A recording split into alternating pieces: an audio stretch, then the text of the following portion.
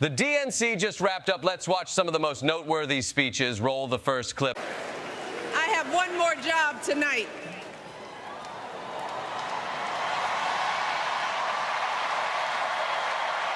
Yeah, one more job. You all, thank you for all the love, but it is now my honor to introduce somebody who knows a whole lot about hope. Someone who has spent his life strengthening our democracy, and let me tell you, as someone who lives with him, he wakes up every day, and thinks about what's best for this country. Please welcome America's 44th president and the love of my life, Barack Obama.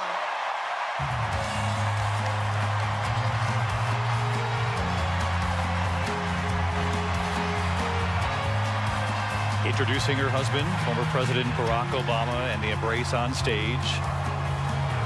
The former First Lady saying, don't wait for an official call from any campaign, and said, consider this my official ask. Michelle Obama is asking you to do something, in her words, to play a role in this democracy.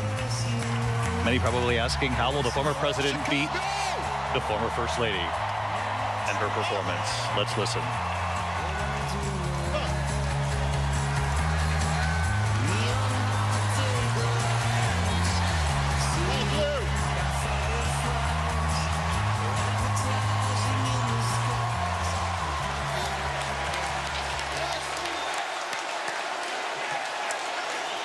Thank you, thank you. Thank you, everybody. Thank you.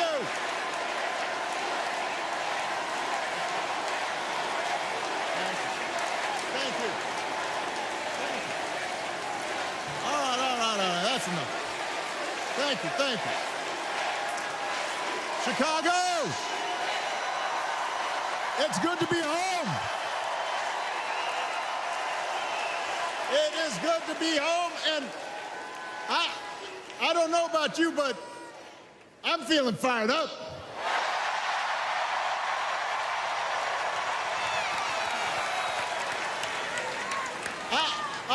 I am feeling ready to go.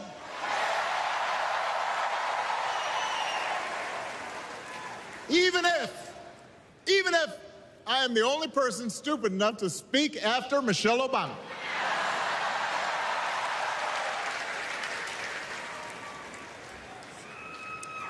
I am feeling hopeful because this convention has always been pretty good to kids with funny names who believe in a country where anything is possible. Because we have a chance to elect someone who has spent her entire life trying to give people the same chances America gave her. Someone who sees you and hears you and will get up every single day and fight for you. The next president of the United States of America, Kamala Harris.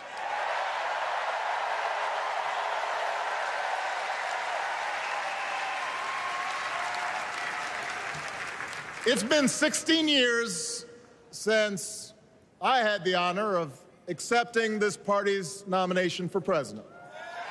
And I know that's hard to believe because I have not aged a bit. But it's true.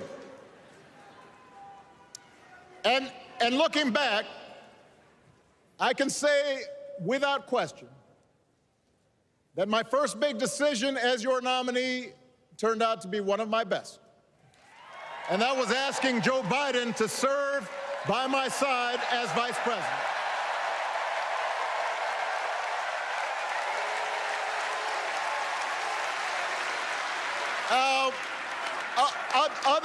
Other than some common Irish blood, Joe and I come from different backgrounds, but we became brothers.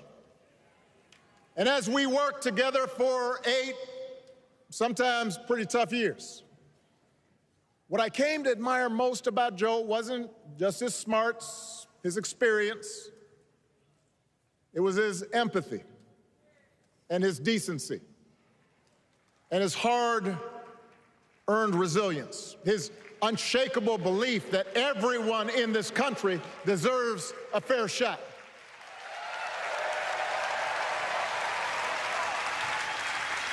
And over the last 4 years, those are the values America has needed most. At a time when millions of our fellow citizens were sick and dying, we needed a leader with the character to put politics aside and do what was right. At a time when our economy was reeling, we needed a leader with the determination to drive what would become the world's strongest recovery. 15 million jobs, higher wages, lower health care costs. At a time when the other party had turned into a cult of personality, we needed a leader who was steady and brought people together and was selfless enough to do the rarest thing there is in politics, putting his own ambition aside for the sake of the country.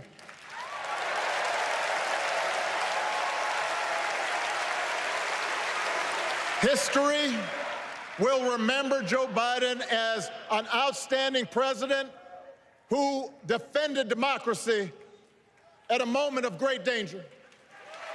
And I am proud to call him my president, but I am even prouder to call him my friend.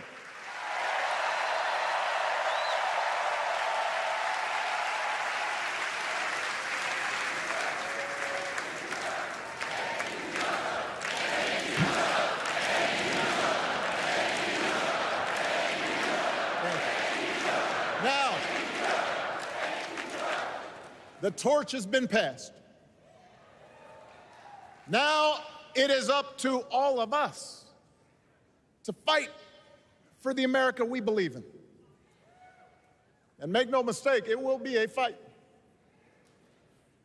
For all the incredible energy we've been able to generate over the last few weeks, for all the rallies and the memes, this will still be a tight race in a closely divided country. A country where too many Americans are still struggling, where a lot of Americans don't believe government can help. And as we gather here tonight, the people who will decide this election are asking a very simple question. Who will fight for me? Who's thinking about my future, about my children's future, about our future together? One thing is for certain, Donald Trump is not losing sleep over that question.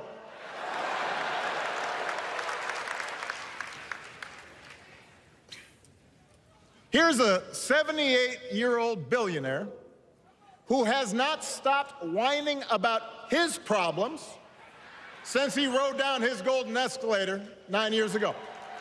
It has been a constant stream of gripes and grievances that's actually been getting worse now that he's afraid of losing to Kamala.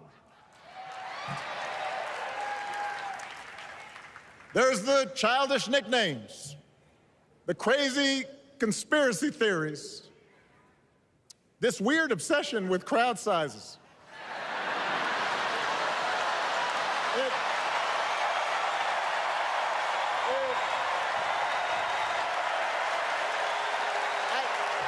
It just goes on and on and on. The other day I heard someone compare Trump to the neighbor who keeps running his leaf blower outside your window every minute of every day.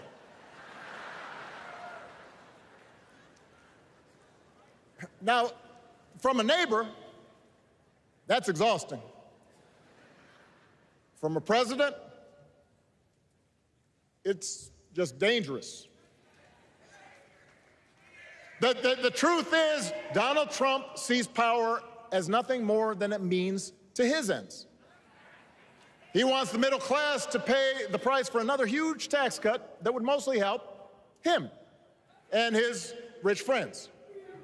He killed a bipartisan immigration deal written in part by one of the most conservative Republicans in Congress that would have helped secure our southern border, because he thought trying to actually solve the problem would hurt his campaign. He doesn't. Do not boo. Vote.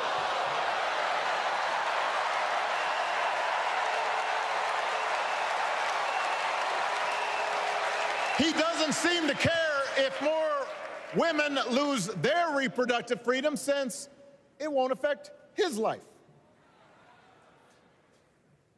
And most of all, Donald Trump wants us to think that this country is hopelessly divided between us and them, between the real Americans, who of course support him, and the outsiders who don't.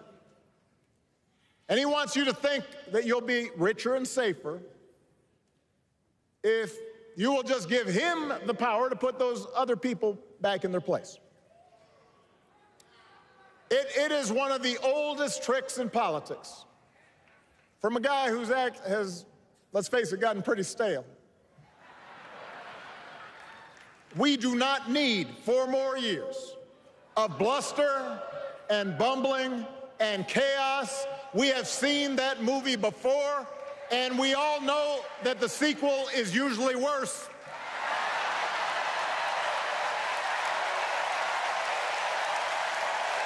America's ready for a new chapter. America's ready for a better story. We are ready for a President Kamala Harris.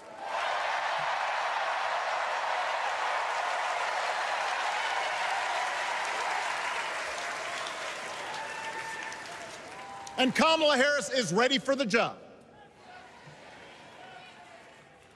This is a person who has spent her life fighting on behalf of people who need a voice and a champion. As you heard from Michelle, Kamala was not born into privilege. She had to work for what she's got. And she actually cares about what other people are going through. She's not the neighbor running the leaf blower. She's the neighbor rushing over to help when you need a hand. As a prosecutor, Kamala stood up for children who had been victims of sexual abuse. As an attorney general of the most populous state in the country, she fought big banks and for-profit colleges, securing billions of dollars for the people they had scammed. After the home mortgage crisis, she pushed me and my administration hard to make sure homeowners got a fair settlement. Didn't matter that I was a Democrat. Didn't matter that she had knocked on doors for my campaign in Iowa. She was going to fight to get as much relief as possible for the families who deserved it.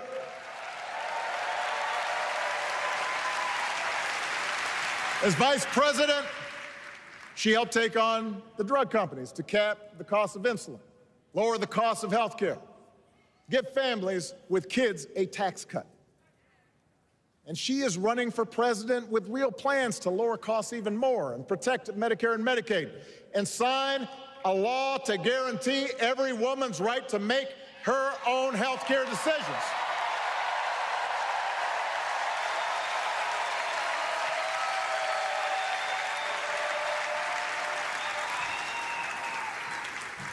In other words, Kamala Harris won't be focused on her problems.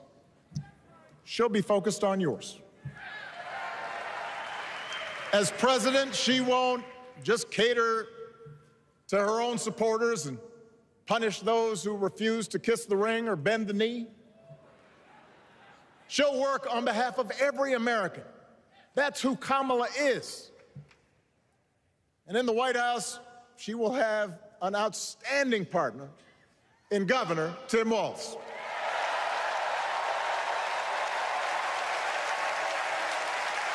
Let me tell you something. Let me tell you something. I love this guy. Tim is the kind of person who should be in politics. Born in a small town, served his country, taught kids, coached football, took care of his neighbors. He knows who he is, and he knows what's important.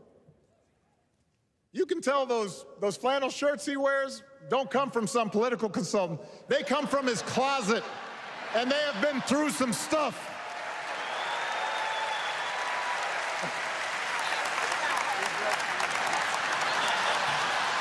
They have been through some stuff. That's right.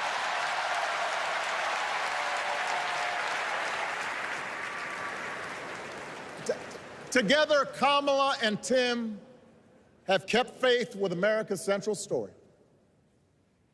A story that says we are all created equal. All of us endowed with certain inalienable rights, that everyone deserves a chance, that even when we don't agree with each other, we can find a way to live with each other. That's Kamala's vision. That's Tim's vision. That's the Democratic Party's vision. And our job over the next 11 weeks is to convince as many people as possible to vote for that vision. Now, it won't be easy.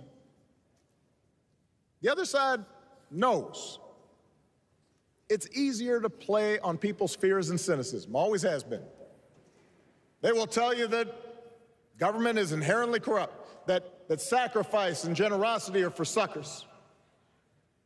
And since the game is rigged, it's okay to take what you want and just look after your own. That's the easy path. We have a different task. Our job is to convince people that democracy can actually deliver. And in doing that, we can't just point to what we've already accomplished. We can't just rely on the ideas of the past. We need to chart a new way forward to meet the challenges of today. And Kamala understands this.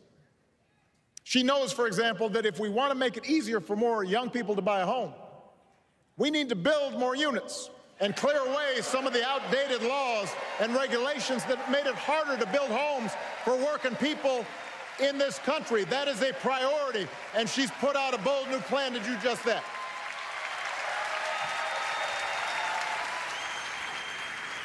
On health care, we should all be proud of the enormous progress that we've made through the Affordable Care Act,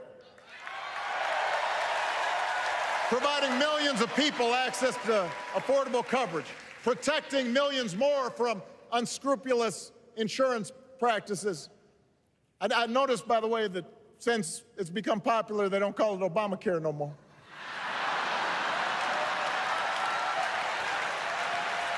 But Kamala knows we can't stop there, which is why she'll keep working to limit out-of-pocket costs. Kamala knows that if we want to help people get ahead, we need to put a college degree within reach of more Americans. But she also knows college shouldn't be the only ticket to the middle class. We need to follow the lead of governors like Tim Walz, who said, if you've got the skills and the drive, you shouldn't need a degree to work for state government. And in this new economy, we need a president who actually cares about the millions of people all across this country who wake up every single day to do the essential, often thankless work, to care for our sick, to clean our streets, to deliver our packages. We need a president who will stand up for their right to bargain for better wages and working conditions. And Kamala will be that president.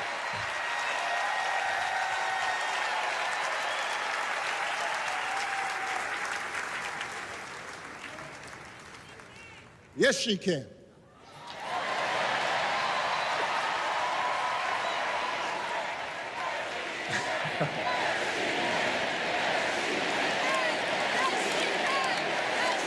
Yes, she can.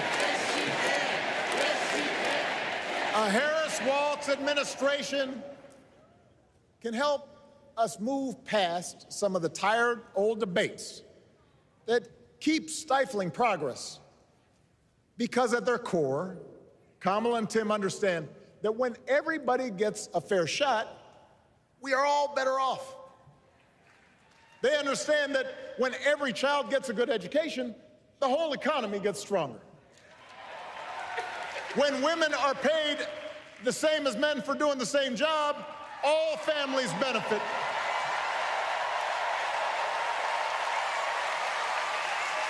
They understand that we can secure our borders without tearing kids away from their parents. Just like we can keep our streets safe while also building trust between law enforcement and the communities they serve and eliminating bias, that will make it better for everybody.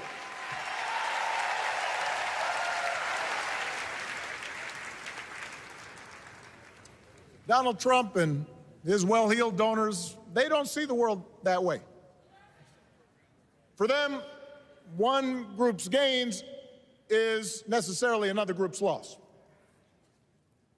For them, freedom means that the powerful can do pretty much what they please, whether it's fire workers trying to organize a union, or put poison in our rivers, or avoid paying taxes like everybody else has to do. Well, we have a broader idea of freedom. We believe in the freedom to provide for your family if you're willing to work hard. The freedom to breathe clean air and drink clean water and send your kids to school without worrying if they'll come home. We believe that true freedom gives each of us the right to make decisions about our own life, how we worship, what our family looks like, how many kids we have, who we marry. And we believe that freedom requires us to recognize that other people have the freedom to make choices that are different than ours. That's okay.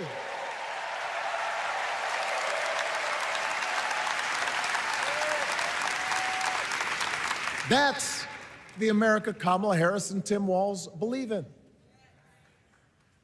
An America where we, the people, includes everyone. Because that's the only way this American experiment works. And despite what our politics might suggest, I think most Americans understand that. Democracy isn't just a bunch of abstract principles and dusty laws in some book somewhere. It's the values we live by. It's the way we treat each other, including those who don't look like us, or pray like us, or see the world exactly like we do.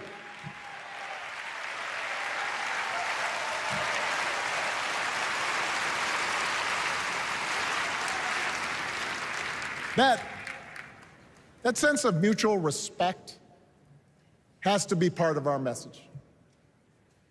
Our politics have become so polarized these days that all of us across the political spectrum seem so quick to assume the worst in others, unless they agree with us on every single issue. We start thinking that the only way to win is to scold and shame and out-yell the other side. And after a while, regular folks just tune out, or they don't bother to vote. Now, that approach may work for the politicians who just want attention and thrive on division, but it won't work for us. To make progress on the things we care about, the things that really affect people's lives, we need to remember that we've all got our blind spots and contradictions and prejudices, and that if we want to win over those who aren't yet ready to support our candidates, we need to listen to their concerns and maybe learn something in the process. After all, if a parent or grandparent occasionally says something that makes us cringe, we don't automatically assume they're bad people. We recognize that the world is moving fast, that they need time and maybe a little encouragement to catch up. Our fellow citizens deserve the same grace we hope they'll extend to us.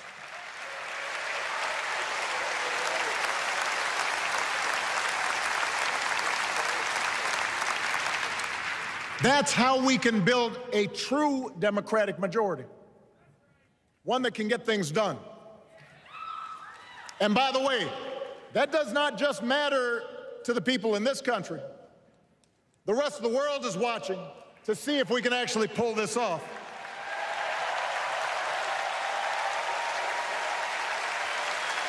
No nation,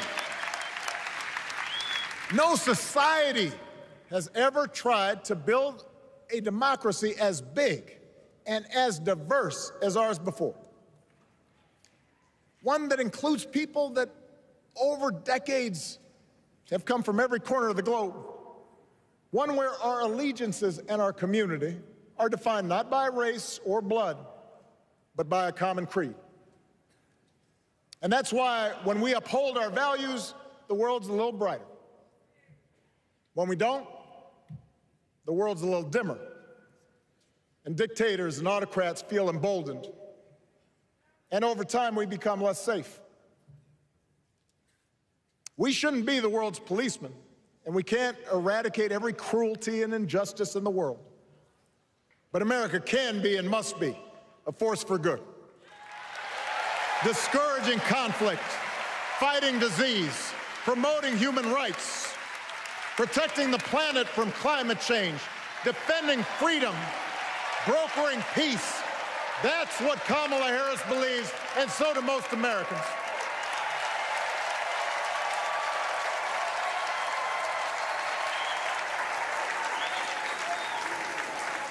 Now,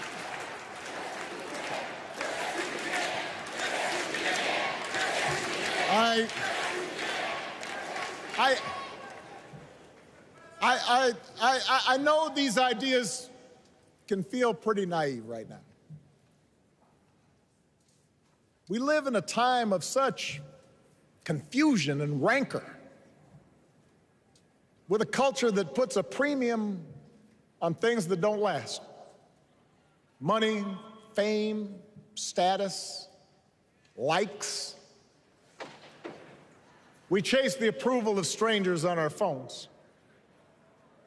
We build all manner of walls and fences around ourselves, and then we wonder why we feel so alone.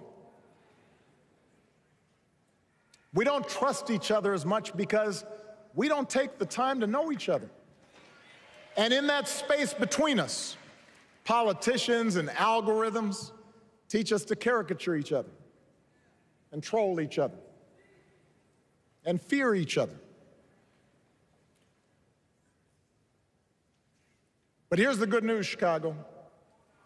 All across America, in big cities and small towns, away from all the noise, the ties that bind us together are still there. We still coach Little League and look out for our elderly neighbors. We still feed the hungry in churches and mosques and synagogues and temples. We share the same pride when our Olympic athletes compete for the gold. Because the vast majority of us do not want to live in a country that's bitter and divided. We want something better. We want to be better. And the joy and the excitement that we're seeing around this campaign tells us we're not alone.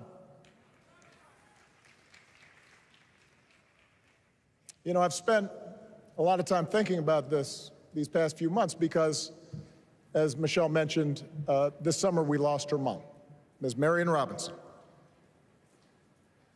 And I don't know that anybody has ever loved their mother-in-law any more than I love mine. Mostly it's because she was funny and wise and the least pretentious person I knew. That, and she always defended me with Michelle when I messed up. I'd hide behind her.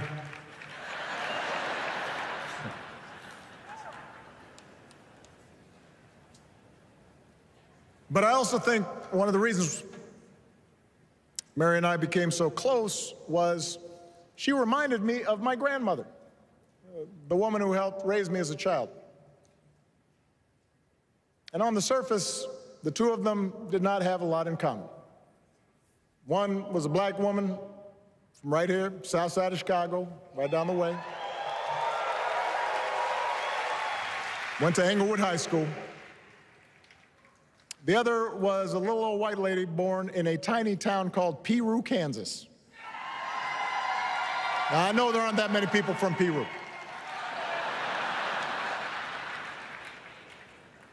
And yet they shared a basic outlook on life.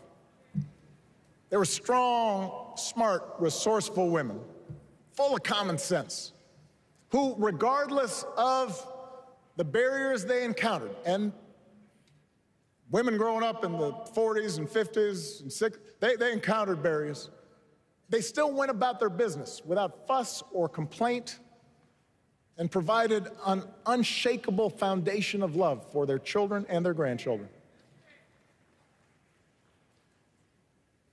In that sense, they both represented an entire generation of working people who, through war and depression, discrimination and limited opportunity, helped build this country. A lot of them toiled every day at jobs that were often too small for them and didn't pay a lot. They willingly went without just to keep a roof over their families' heads, just to give their children something better.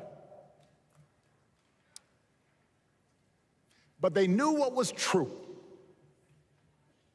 They knew what mattered.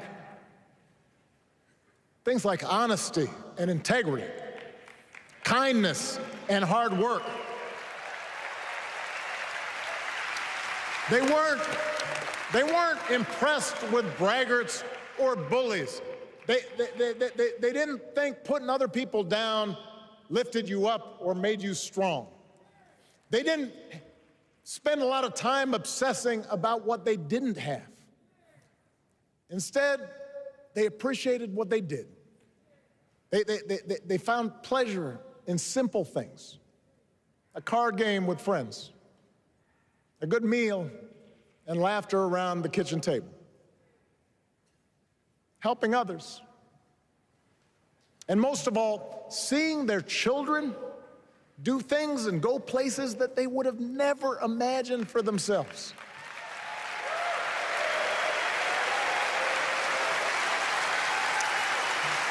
Whether you are a Democrat or a Republican or somewhere in between,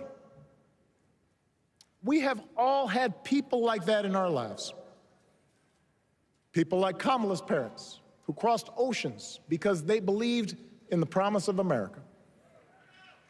People like Tim's parents, who taught him about the importance of service. Good, hard-working people who weren't famous or powerful, but who managed in countless ways to leave this country just a little bit better than they found it. As much as any policy or program, I believe that's what we yearn for. A return to an America where we work together and look out for each other. A restoration of what Lincoln called, on the eve of Civil War, our bonds of affection. An America that taps what he called the better angels of our nature. That is what this election is about. And I believe that's why if we each do our part over the next 77 days, if we knock on doors, if we make phone calls, if we talk to our friends, if we listen to our neighbors, if we work like we've never worked before, if we hold firm to our convictions, we will elect Kamala Harris as the next president of the United States and Tim Walz as the next vice president of the United States. We will elect leaders up and down the ballot who will fight for the hopeful, forward-looking America we all believe in. And together, we too will build a country that is more secure and more just, more equal, and more free. So let's get to work. God bless you. And God bless the United States of America. Obama gave an energizing speech that really hyped up the crowd, and he definitely didn't hold back any punches. Let's now look at Michelle's speech and see how she does. Okay.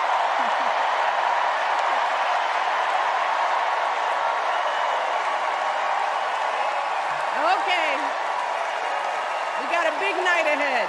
Thank you all so much. Thank you so much.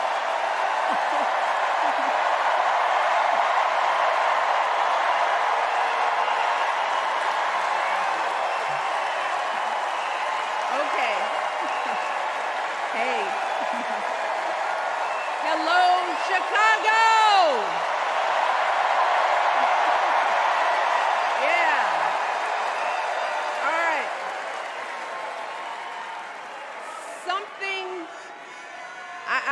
Something wonderfully magical is in the air, isn't it? Yeah. You know, we're feeling it here in this arena, but it's spreading all across this country we love. A familiar feeling that's been buried too deep for far too long. You know what I'm talking about. It's the contagious power of hope. The anticipation, the energy, the exhilaration of once again being on the cusp of a brighter day.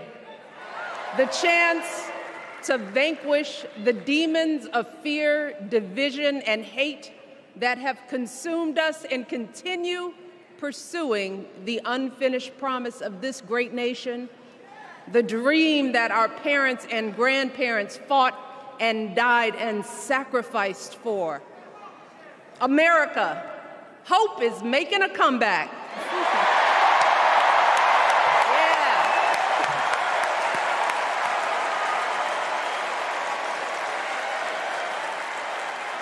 But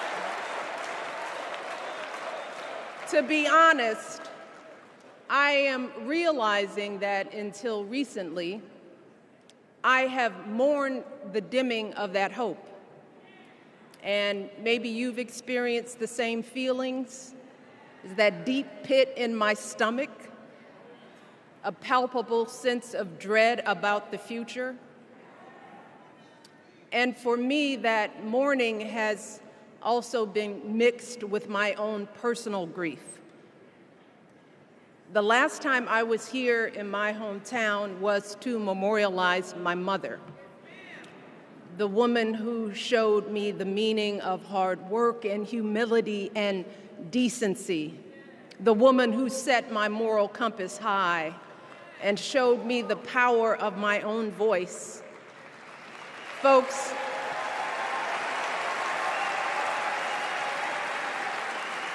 I still feel her loss so profoundly. I wasn't even sure if I'd be steady enough to stand before you tonight, but my heart compelled me to be here because of the sense of duty that I feel to honor her memory and to remind us all not to squander the sacrifices our elders made to give us a better future. You see, my mom in her steady, quiet way, lived out that striving sense of hope every single day of her life. She believed that all children, all people have value, that anyone can succeed if given the opportunity. She and my father didn't aspire to be wealthy. In fact, they were suspicious of folks who took more than they needed. They understood that it wasn't enough for their kids to thrive if everyone else around us was drowning. So my mother volunteered at the local school. She always looked out for the other kids on the block. She was glad to do the thankless, unglamorous work that for generations has strengthened the fabric of this nation. The belief that if you do unto others, if you love thy neighbor, if you work and scrape and sacrifice, it will pay off. If not for you, then maybe for your children or your grandchildren. You see, those values have been passed on through family farms and factory towns, through tree-lined streets and crowded tenements, through prayer groups and National Guard units and social studies classrooms. Those were the values my mother poured into me until her very last breath. Kamala Harris and I built our lives on those same foundational values. Even though our mothers grew up an ocean apart, they shared the same belief in the promise of this country. That's why her mother moved here from India at 19. It's why she taught Kamala about justice, about the obligation to lift others up, about our responsibility to give more than we take. She'd often tell her daughter, "Don't sit around and complain about things, do something." So, with that voice in her head, Kamala went out and she worked hard in school, graduating from an HBCU, earning her law degree at a state school. And then she went on to work for the people, fighting to hold lawbreakers accountable, strengthening the rule of law, fighting to get folks better wages, cheaper prescription drugs, a good education, decent health care, child care, elder care. From a middle-class household, Kamala worked her way up to become Vice President of the United States of America. My girl, Kamala Harris, is more than ready for this moment. She is one of the most qualified people ever to seek the office of the presidency. And she is one of the most dignified. A tribute to her mother, to my mother, and to your mother too. The embodiment of the stories we tell ourselves about this country. Her story is your story. It's my story. It's the story of the vast majority of Americans trying to build a better life. Look, Kamala knows, like we do, that regardless of where you come from, what you look like, who you love, how you worship, or what's in your bank account, we all deserve the opportunity to build a decent life. All of our contributions deserve to be accepted and valued. Because no one has a monopoly on what it means to be an American. No one.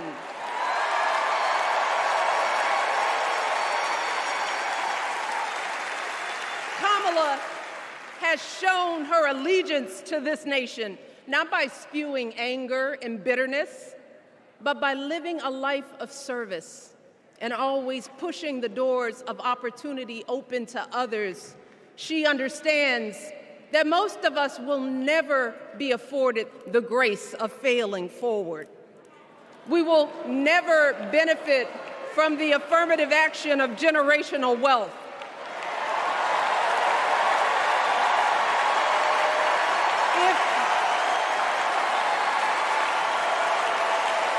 If we bankrupt a business or choke in a crisis, we don't get a second, third, or fourth chance. If things don't go our way, we don't have the luxury of whining or cheating others to get further ahead. No. We don't get to change the rules so we always win. If we see a mountain in front of us, we don't expect there to be an escalator waiting to take us to the top. No. We put our heads down. We get to work. In America, we do something. And throughout her entire life, that's what we've seen from Kamala Harris. The steel of her spine, the steadiness of her upbringing, the honesty of her example, and yes, the joy of her laughter and her light. It couldn't be more obvious. Of the two major candidates in this race, only Kamala Harris truly understands the unseen labor and unwavering commitment that has always made America great.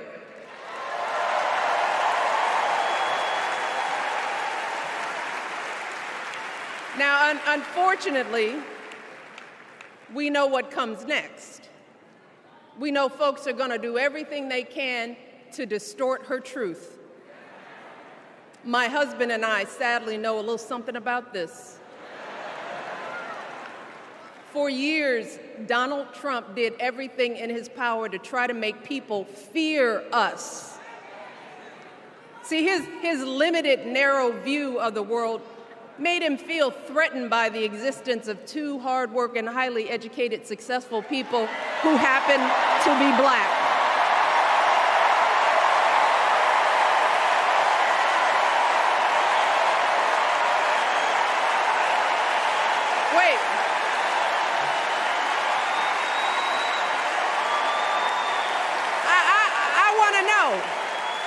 I want to know, who's going to tell him that the job he's currently seeking might just be one of those black jobs?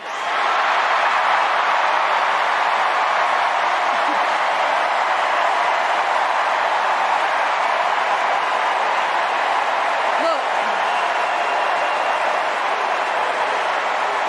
it's his same old con. His same old con. Doubling down on ugly, misogynistic, racist lies as a substitute for real ideas and solutions that will actually make people's lives better. Look, because cutting our health care, taking away our freedom to control our bodies, the freedom to become a mother through IVF like I did, those things are not going to improve the health outcomes of our wives, mothers, and daughters. Shutting down the Department of Education, banning our books, none of that will prepare our kids for the future. Demonizing our children for being who they are and loving who they love, look, that doesn't make anybody's life better.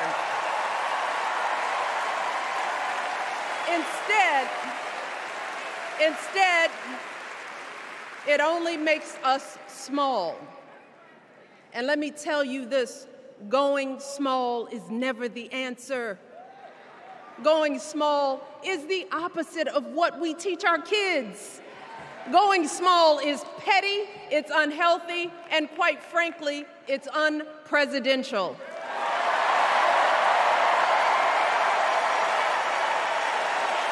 So, why would any of us accept this from anyone seeking our highest office? Why would we normalize that type of backward leadership? Doing so only demeans and cheapens our politics. It only serves to further discourage good, big-hearted people from wanting to get involved at all. America, our parents taught us better than that, and we deserve so much better than that. That's why we must do everything in our power to elect two of those good, big-hearted people, there is no other choice than Kamala Harris and Tim Walz. No other choice.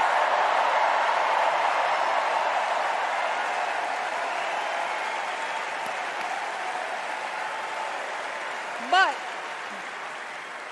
as we embrace this renewed sense of hope, let us not forget the despair we have felt. Let us not forget what we are up against. Yes, Kamala and Tim are doing great now. We're loving it. They're packing arenas across the country. Folks are energized. We are feeling good. But remember, there are still so many people who are desperate for a different outcome, who are ready to question and criticize every move Kamala makes, who are eager to spread those lies, who don't want to vote for a woman, who will continue to prioritize building their wealth over ensuring that everyone has enough.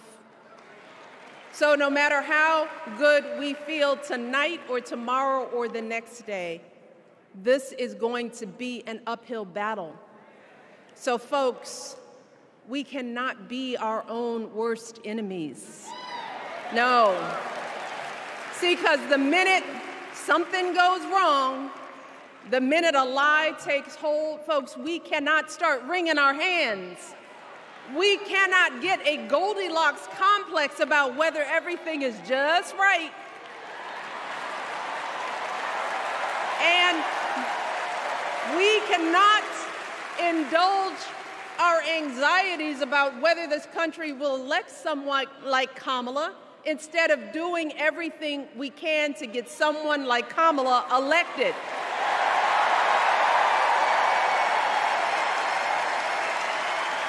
Kamala and Tim, they have lived amazing lives. And I am confident that they will lead with compassion, inclusion, and grace. But they are still only human. They are not perfect. And like all of us, they will make mistakes. But luckily, y'all, this is not just on them. No, this is up to us, all of us, to be the solution that we seek. It's up to all of us to be the antidote to the darkness and division. Look, I don't care how you identify politically, whether you're Democrat, Republican, Independent, or none of the above. This is our time to stand up for what we know in our hearts is right.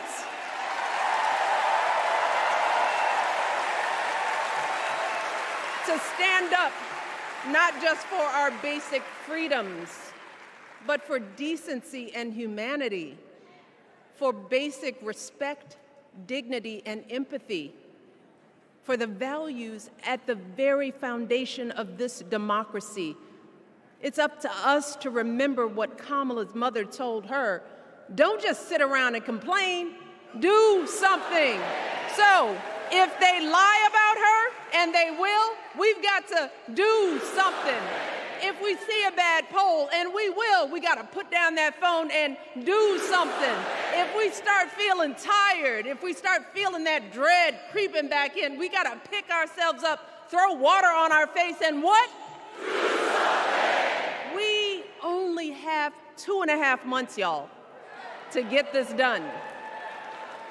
Only 11 weeks to make sure every single person we know is registered and has a voting plan. So, we cannot afford for anyone America to sit on their hands and wait to be called. Don't complain if no one from the campaign has specifically reached out to you to ask you for your support. There is simply no time for that kind of foolishness. You know what you need to do. So, consider this to be your official ask.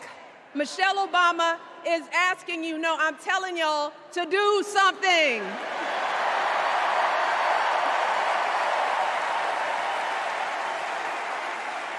because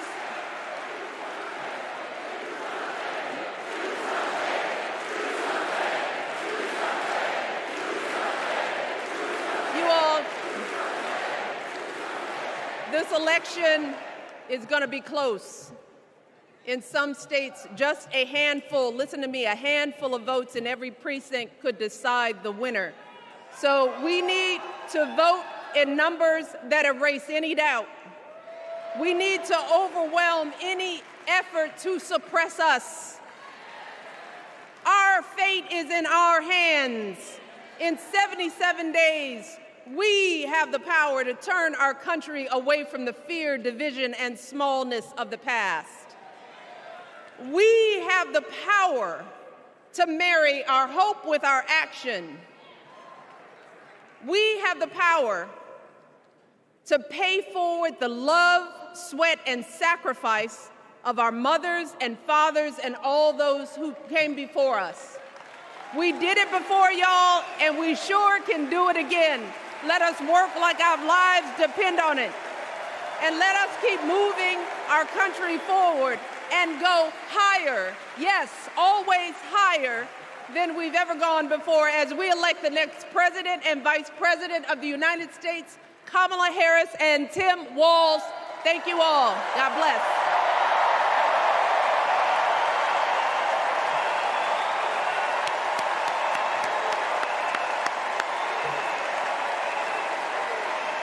Wow.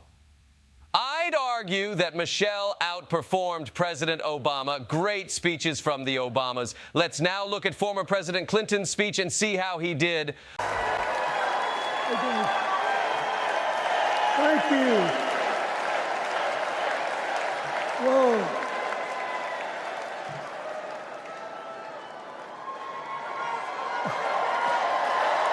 Let me ask you something. After the last 2 days, aren't you proud to be a Democrat? And I am very grateful to the Republicans and independents that have joined us, have been up here on the stage. And I hope they feel better about it now. Because I've seen all these things that even I have to be reminded of from time to time when I get my spirits down. I love seeing the Obamas here. I love seeing President Biden. And I thought Hillary gave a great speech, too. And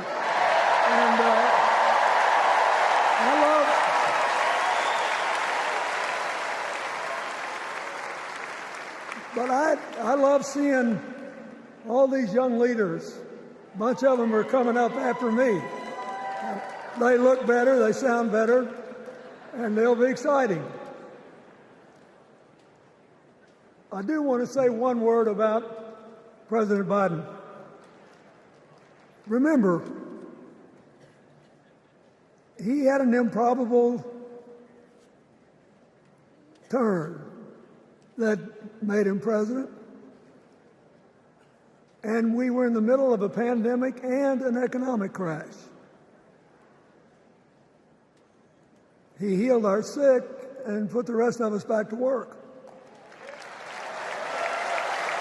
And he strengthened our alliances for peace and security. He stood up for Ukraine. He's trying desperately to get a ceasefire in the Middle East.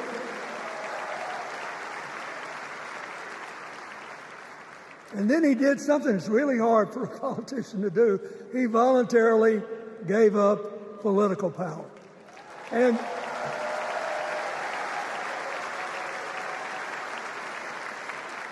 George Washington knew that, and he did it. And he set the standard for us serving 2 terms before it was mandatory. It helped his legacy. And it will enhance Joe Biden's legacy. And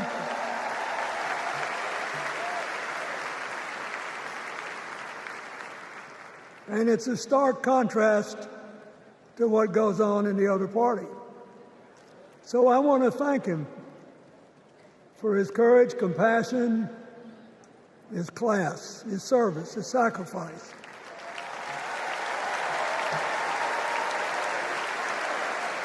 Joe Biden, thank you. And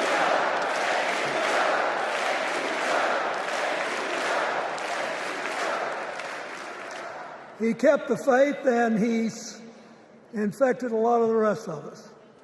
Now let's cut to the chase. I am too old to gild the lily. 2 days ago, I turned 78, the oldest man in my family of 4 generations. And the only personal vanity I want to assert is I'm still younger than Donald Trump.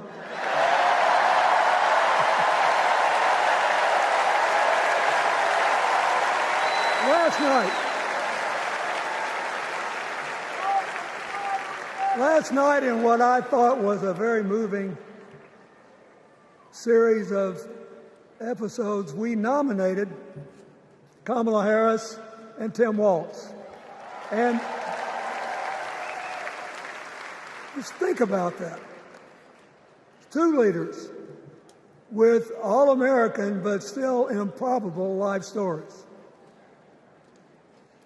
It could only happen here. Their careers, after all, started in community courtrooms and classrooms. 2 leaders who spent a lifetime getting the good job done. Now, one of the things that I've noticed over my increasingly long life is that a presidential election is unique in several ways. First of all, it's the greatest job interview for the greatest job in the world. Secondly, the Constitution says we, the people, get to do the hiring. And the third thing is that every 4 years, we get to change the requirements for the job. So here's what I'm thinking, because I try to apply this in every election. Will this president take us backward or forward? Will this president give our kids a brighter future? Depends. Will this president bring us together or tear us apart? Will the president increase the peace, security, and stability and freedom that we enjoy and extend it to others as we can? We, the people, we have to make a decision about these kind of questions. And every 4 years, it's a little different because the people come at the candidates, and they say, as they're saying now, here are our problems, solve them. Here are our opportunities, seize them. Here are our fears, ease them. Here are our dreams, help them come true.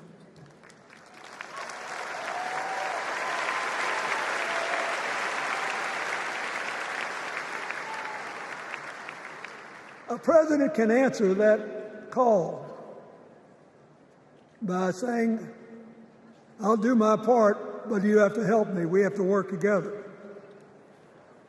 Or you can dodge what needs to be done by dividing, distracting, and diverting us. So in 2024, we got a pretty clear choice, it seems to me. Kamala Harris for the people,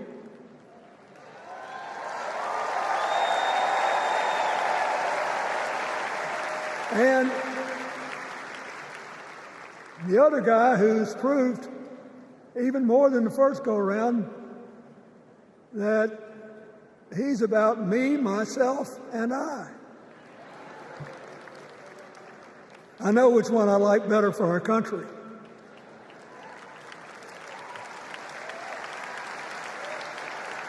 Kamala Harris will work to solve our problems, seize our opportunities, ease our fears, and make sure every single American, however they vote, has a chance to chase their dreams. You know, when she was young, she worked at McDonald's. And she greeted every person with that 1,000-watt smile and said, "How can I help you?" Now she's at the pinnacle of power, and she's still asking, "How can I help you?"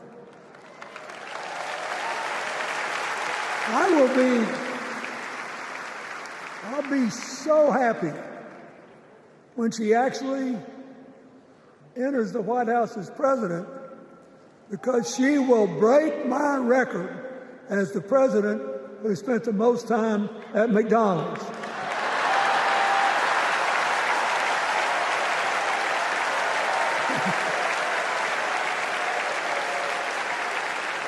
Now, but we got an election to win. And remember, we've got a guy that's pretty good at what he does. Donald Trump has been a paragon of consistency. He's still dividing, he's still blaming, he's still belittling other people. He creates chaos, and then he sort of curates it as if it were precious art. Let me say, not a single day goes by, even though I've been gone for well over 23 years from the White House, not a day goes by that I don't thank the Lord for the chance I had to serve and what it meant. And one of the reasons, thank you. Wait.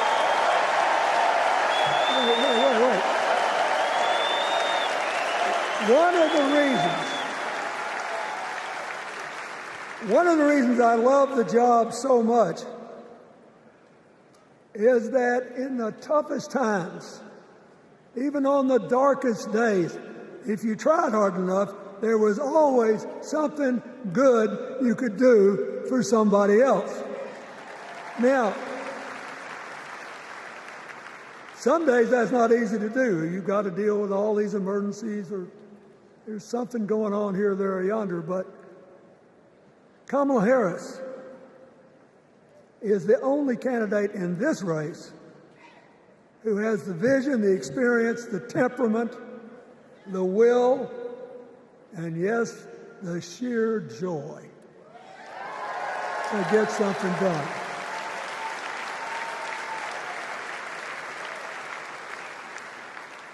I mean, look, what does her opponent do with his voice? He mostly talks about himself, right? So the next time you hear him, don't count the lies. Count the eyes.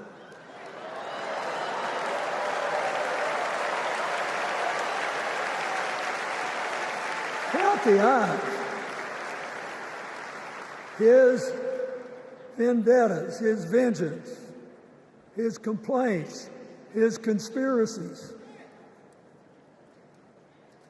He's like one of those tenors opening up before he walks out on stage, like I did, trying to get his lungs open by singing, me, me, me, me, me, me.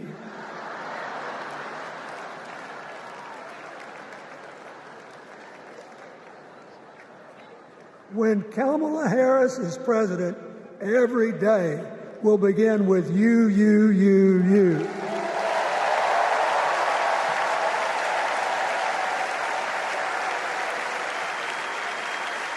So, we got to ask ourselves the questions if we're going to hire a president. Do you want to build a strong economy from the bottom up and the middle out? Or do you want to spend the next 4 years talking about crowd size.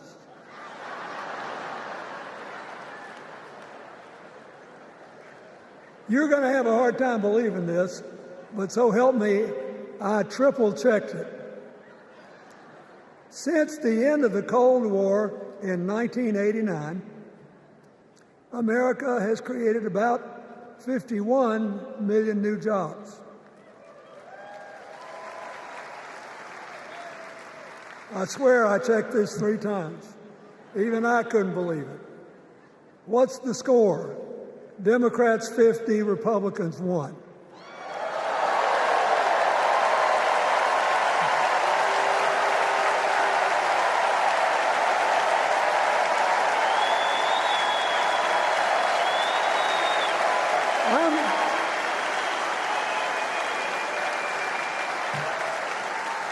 I'm glad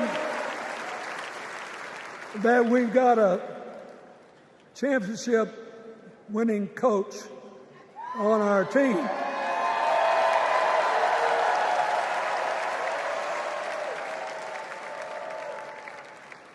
But even the most limited of us in what we know about football or any other sport knows that if you're got 50 and the other side's got 1, you're ahead.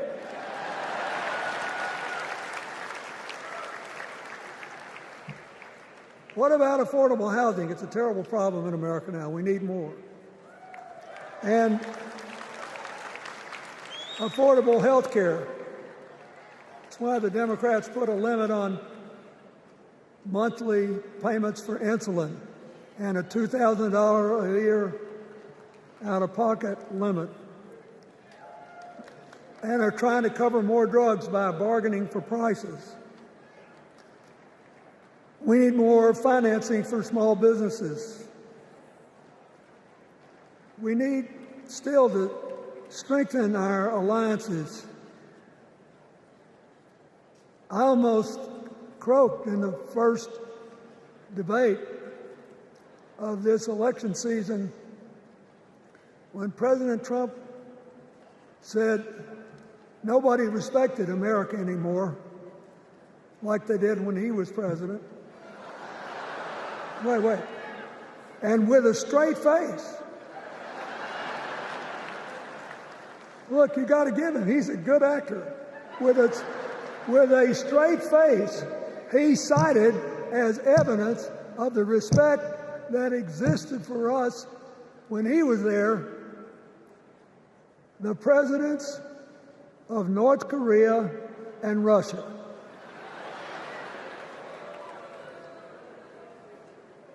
I'd rather have the people who respect us now.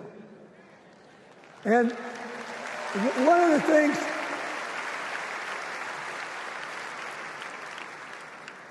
is when you send a signal to the other countries, you want them to know whether they agree with you or not, at least that you're on the level, that here's where you are and what you believe.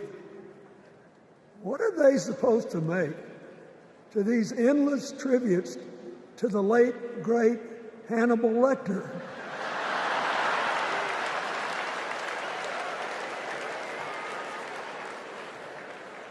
I mean, President Obama once gave me the great honor of saying I was the explainer-in-chief. Folks, I thought about it, and I don't know what to say.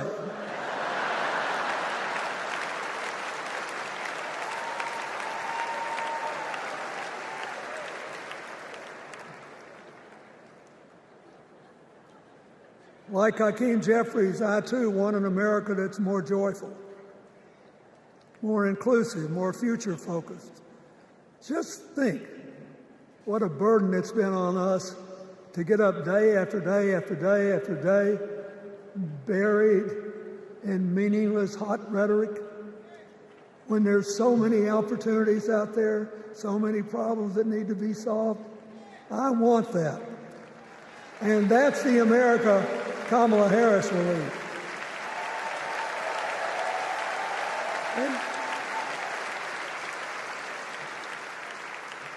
She's already made her first presidential decision, and she knocked it out of the park when she asked Governor Tim Walz to be her nominee for vice president.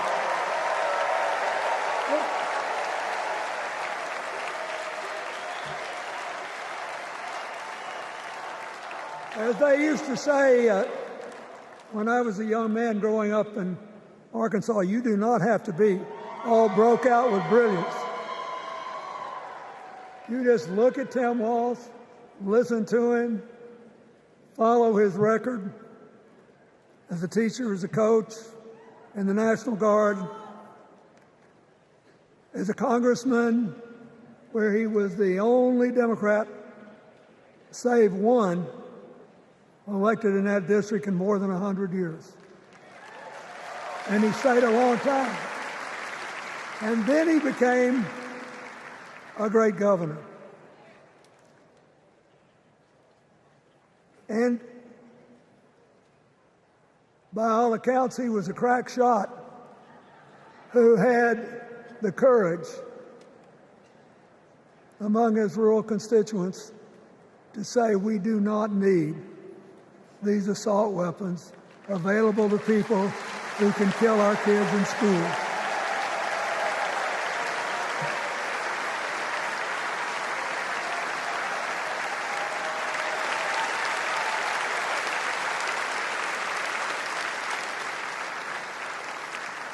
So, armed with her first decision, Kamala Harris confronts an interesting dilemma. We're going to walk out of here feeling pretty good, I think. We've got energy, we are happy, we feel like a load's off our shoulders. And we know we're just being asked to fight the same fight that the forces of progress have had to fight for 250 years. In the face of stiff and often violent opposition, we have to find a way to go forward together, where we the people make our union more perfect. So that's a good thing. How could we possibly lose? Kamala Harris has fought for kids her whole life that were left out and left behind. She's taken on gangs trafficking across the border. She's fought to protect the rights of homeowners. She's been our leader in the fight for reproductive freedoms, and we know a majority of the American people are with us on that.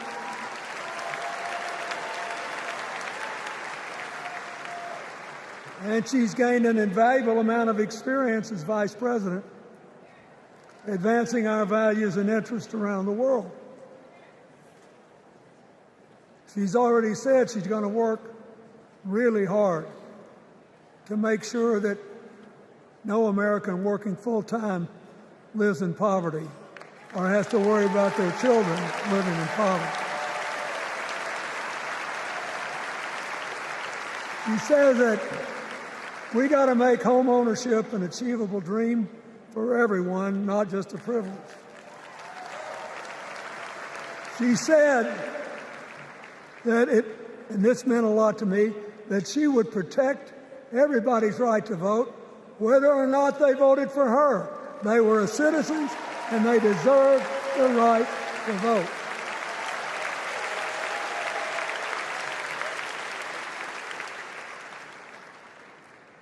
The other day, her opponent implied that as his people voted one more time, they'd be able to rig it from now on and they wouldn't have to vote again.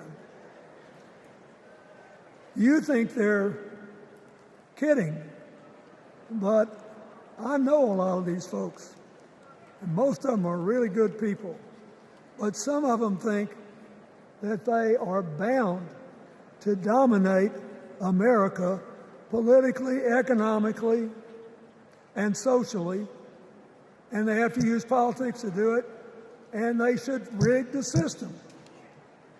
I don't believe that. And So here's what I want to tell you.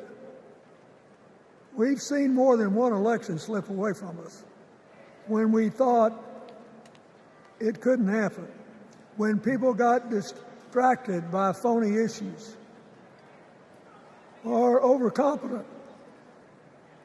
This is a brutal, tough business. I want you to be happy. One of the reasons that President-to-be Harris is doing so well is that we're all so happy.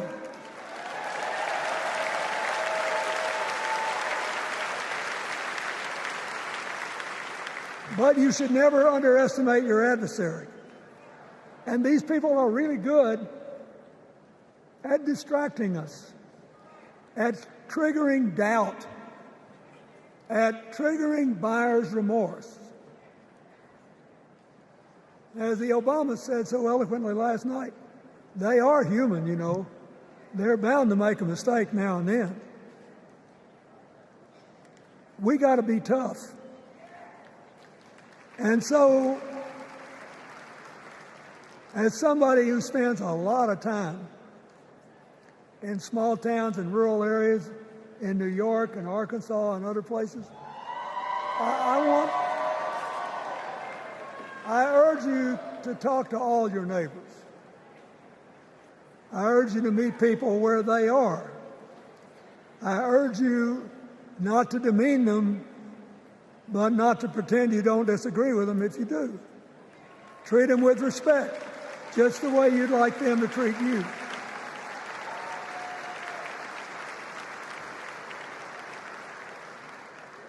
Ask for their help and then follow our leader, Kamala, and ask them, how can I help you? We Democrats right now have a lot of hay in the barn. We've got massive achievements, massive advances, but there's still a lot of slips between today and Election Day that we have to navigate. And so I want to say this from the bottom of my heart. I have no idea how many more of these I'll be able to come to. I started in '76, and I've been to every one since. But no, 72. Lord, I'm getting old. But here's what I want you to know. If you vote for this team, if you can get them elected and let them bring in this breath of fresh air, you will be proud of it for the rest of your life. Your children will be proud of it. Your grandchildren will be proud of it.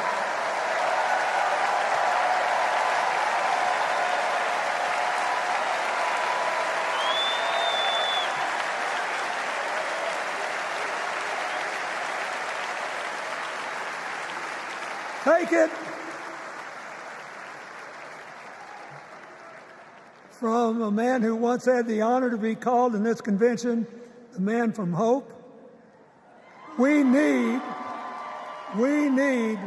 Kamala Harris, the president of joy, to lead us. So,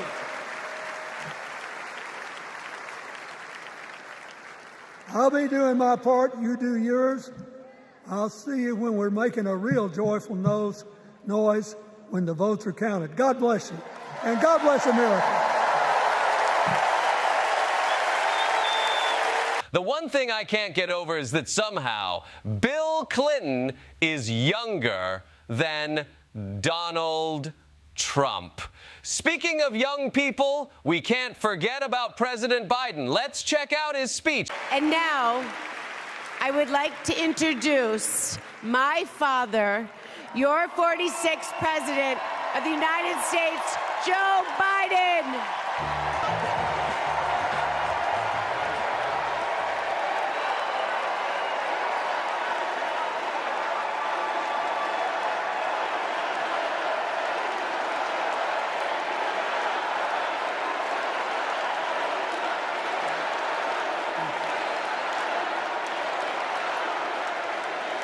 Thank you, thank you, thank you.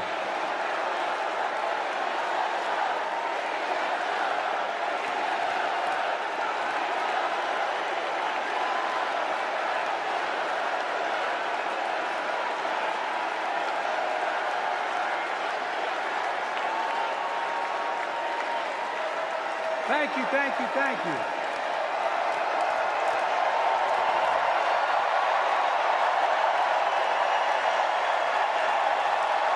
Thank you.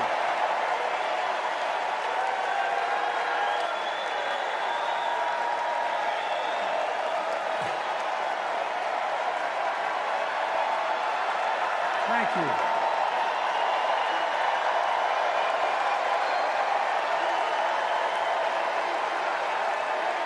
Thank you. I love you. Thank you.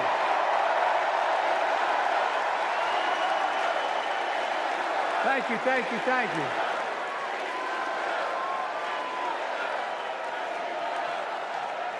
That was my daughter.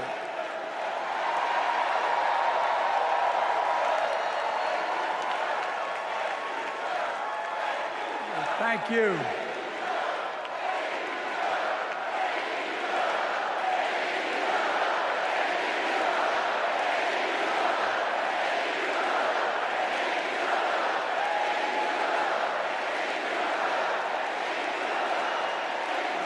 Thank you, thank you, thank you. Thank you. Thank you for so... I tell you what.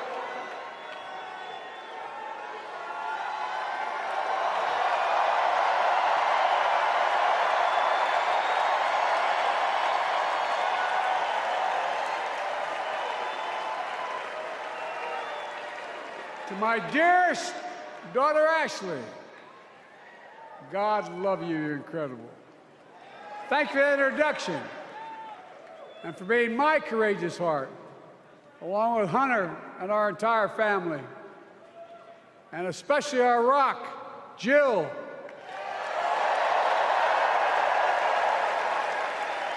Who, as those of you who know us, she still leaves me both breathless and speechless. Everybody knows her. I love her more than she loves me. She walks down the stairs and I still get that going boom, boom, boom. Y'all will know me. No, I'm not kidding.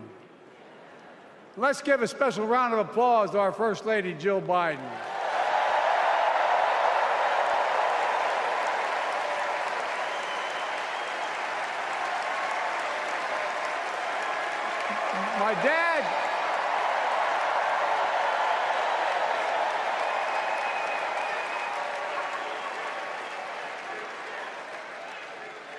My dad used to have an expression, for real. He'd say, Joey, family is the beginning, the middle, and the end. And I love you all. Folks. And America, I love you.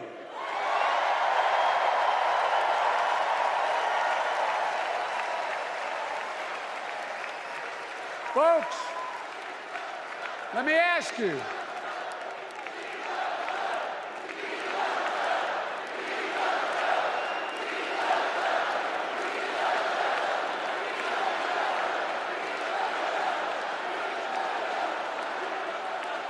Let me ask you,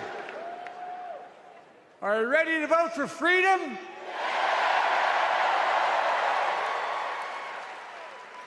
Are you ready to vote for democracy and for America?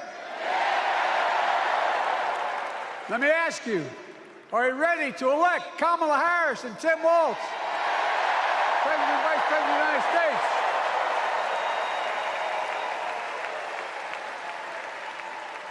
My fellow Democrats, my fellow Americans, nearly 4 years ago, in winter, on the steps of the Capitol, on a cold January day, I raised my right hand and I swore an oath to you and to God to preserve, protect, and defend the Constitution and to faithfully execute the office of the President of the United States.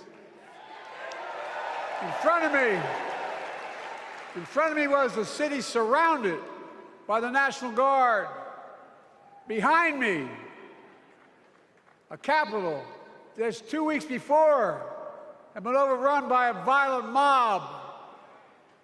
But I knew then, from the bottom of my heart, that I knew now, there is no place in America for political violence.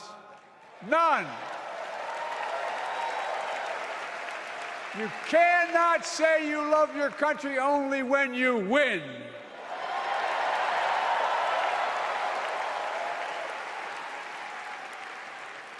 In that moment, I wasn't looking to the past. I was looking to the future. I spoke of the work at hand, the moment we had to meet.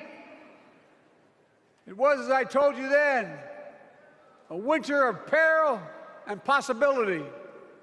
Of peril and possibility. We're in the grip of a once-in-a-century pandemic, historic joblessness, a call for racial justice long overdue, clear and present threats to our very democracy. Thank you.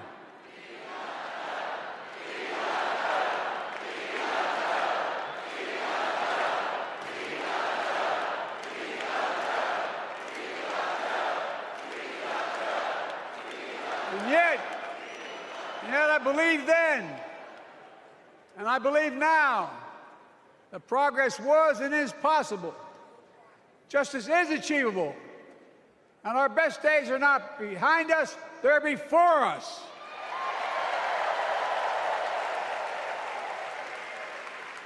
Now it's summer.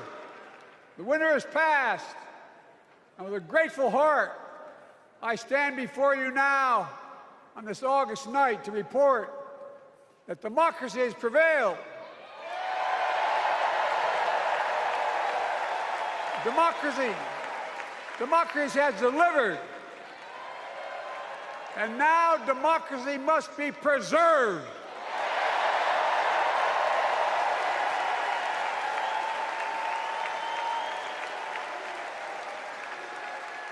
You've heard me say it before. We're facing an inflection point. One of those rare moments in history when the decisions we make now will determine the fate of our nation and the world for decades to come. That's not hyperbole, I mean it literally. We're in a battle for the very soul of America.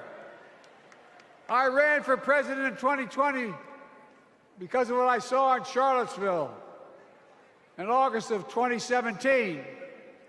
Extremists coming out of the woods, carrying torches, their veins bulging from their necks, carrying Nazi swastikas, and chanting the same exact anti-Semitic bile that was heard in Germany in the early 30s. Neo-Nazis, white supremacists, the Ku Klux Klan, so emboldened by a president then in the White House that they saw as an ally. They didn't even bother to wear their hoods. Hate was on the march in America. Old ghosts in new garments, stirring up the oldest divisions, stoking the oldest fears, giving oxygen to the oldest forces that they long sought to tear apart America. In the process, a young woman was killed. When I contacted her mother, I asked about what happened. She told me. When the president was asked what he thought had happened, Donald Trump said, and I quote, "There are very fine people on both sides. My God." That's what he said. That is what he said and what he meant. That's when I realized, had to listen to the admonition of my dead son, I could not stay in the sidelines. So I ran.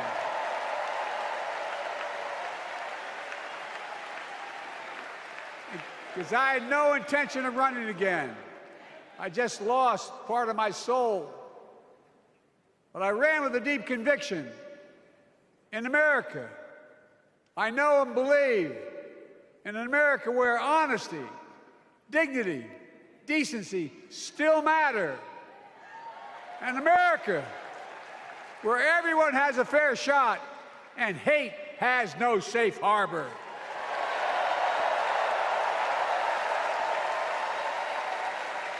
An America where the fundamental creed of this nation, that all of us are created equal, is still very much alive.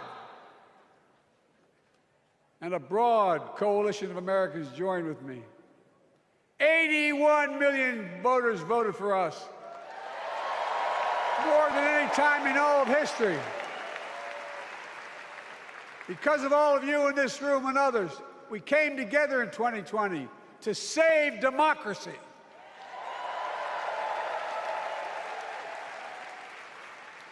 As your president, I've been determined to keep America moving forward, not going back, to stand against hate and violence in all its forms, to be a nation where we not only live with but thrive on diversity, demonizing no one, leaving no one behind, and becoming the nation that we profess to be.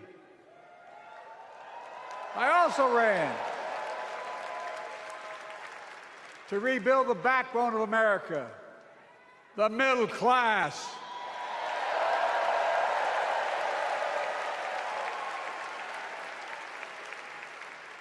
I made a commitment to you that I'd be a president for all Americans, whether you voted for me or not. We have done that. Studies show the major bills we have passed actually delivered more to red states than blue, because the job of the president is to deliver to all of America.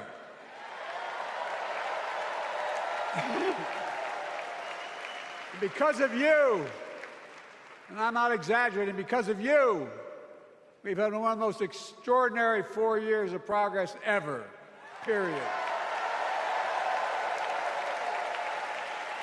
When I say we, I mean Kamala and me. Just think about it. COVID no longer controls our lives. We've gone from economic crisis to the strongest economy in the entire world. Record 16 million new jobs, record small business growth, record high stock market, record high 401ks, wages up, and inflation down, way down, and continuing to go down.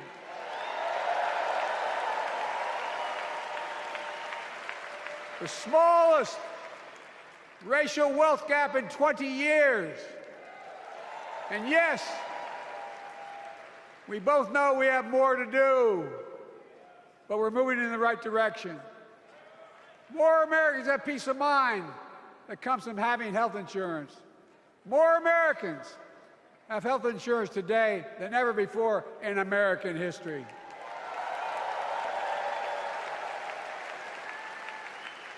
And after, as a young senator beginning to fight for 50 years to give Medicare the power to negotiate low prescription drug prices, we finally beat Big Pharma.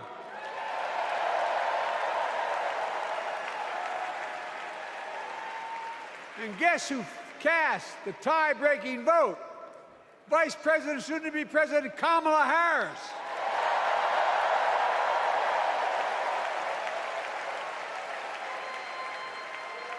And now it's the law of the land. Instead of paying $400 a month for insulin, seniors with diabetes will pay $35 a month. The law we passed already includes, starting in January, every senior's total prescription cost can be capped at $2,000 no matter how expensive the drugs they have.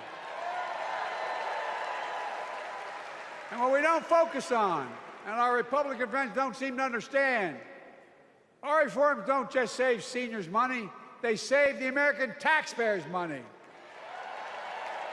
You know what we just passed saves? It saved $160 billion over the next decade. That's not hyperbole. It's because Medicare no longer has to pay those exorbitant prices to the big pharma. But look, well, thank you, Kamala, too. Look, folks,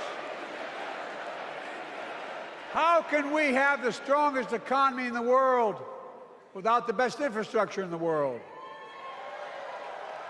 Donald Trump promised Infrastructure Week every week for 4 years, and he never built a damn thing.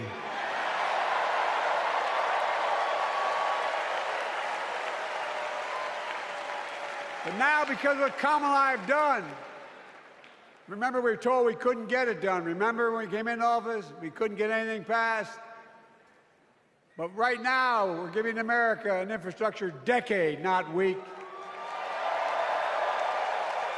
We're modernizing our roads, our bridges, our ports, our airports, our trains, our buses. We're removing every lead pipe from schools and homes so every child can drink clean water. We're providing affordable high-speed internet for every American, no matter where they live, not unlike what Roosevelt did with electricity. And so much more. We are uniting the country. We're growing our economy. We're improving our quality of life. And we're building a better America.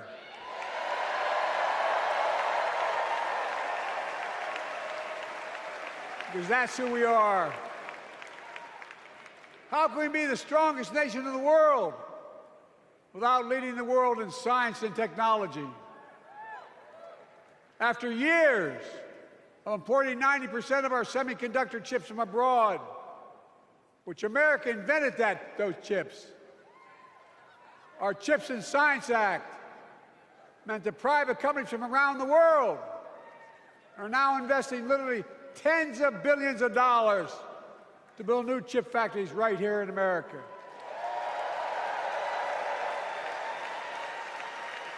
And over that period, they'll create tens of thousands of jobs. And many of those jobs in the so-called fabs, the buildings that make the chips, that's being constructed now. And guess what? The average salary in those fabs, size of a football field, will be over $100,000 a year, and you don't need a college degree.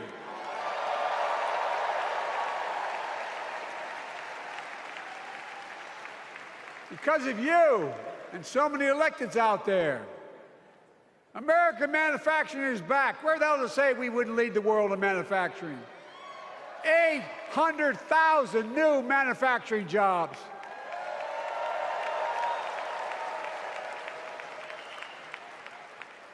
Our Republican friends and others made sure they'd go abroad to get the cheapest labor. We used to import products and export jobs. Now we export American products and create American jobs right here in America, where jobs belong. With every new job, with every new factory, pride and hope is being brought back to communities throughout the country that were left behind. You know you're from them, many of you. You know what it's like when that factory closed, where your mother, your father, your grandmother, grandfather worked.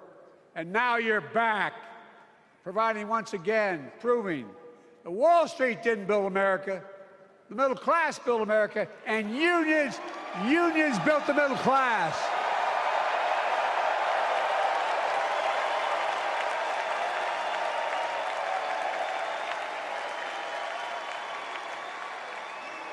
It's been my view since I came to the Senate.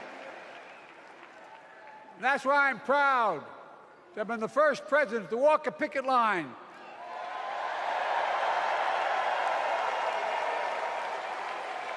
and be labeled the most pro-union president in history, and I accept it. It's a fact.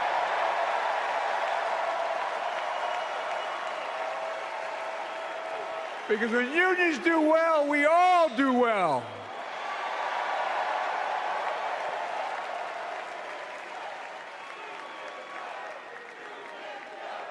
You got it, man. You got it.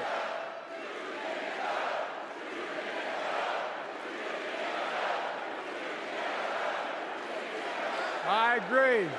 I'm proud. Look, remember he told we couldn't get anything done because we couldn't get anything done in the Congress? Well, with your support, we passed the most significant climate law in the history of mankind.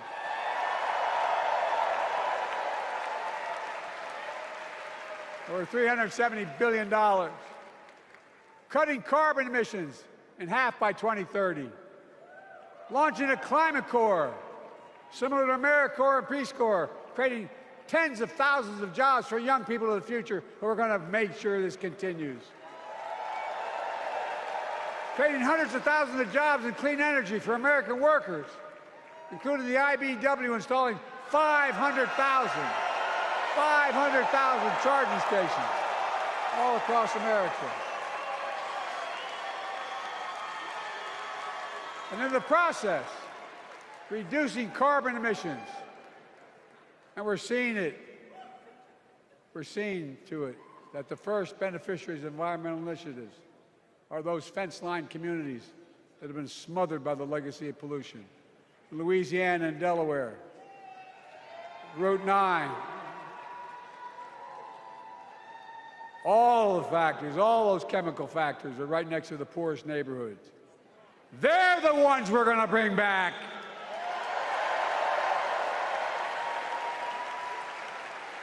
And how? How can we be the greatest nation in the world without the best education system in the world? Donald Trump and the Republican friends, they not only can't think, they can't read very well. Seriously, think about it. Look at their Project 2025. They want to do away with the Department of Education. Well, during the pandemic, Kamala and I helped states and cities get back their schools back open. And we gave public school teachers a raise.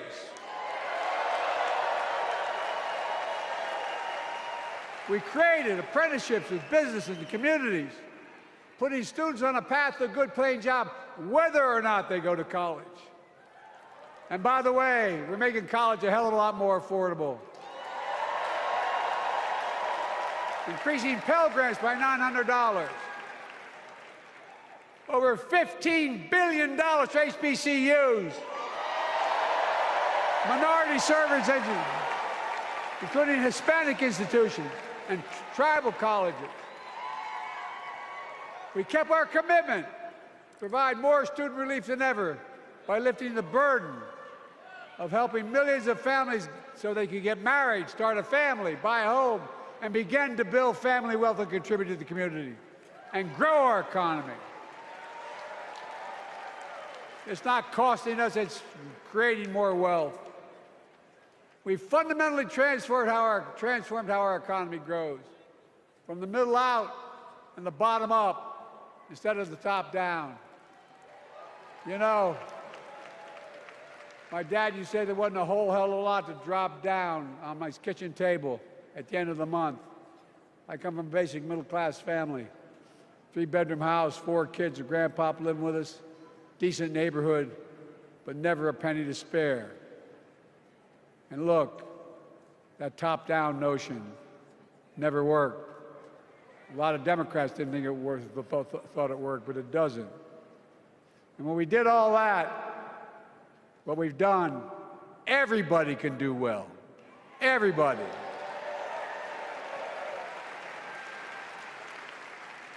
Donald Trump calls America a failing nation. No, I'm serious. But think about this. Think about this. He publicly says to the whole world, I'm going to say something outrageous. I know more foreign leaders by their first names and know them well than anybody alive. Just because I'm so damn old. But I'm not joking. Think of the message he sends around the world when he talks about America being a failing nation. He says we're losing. He's the loser. He's dead wrong.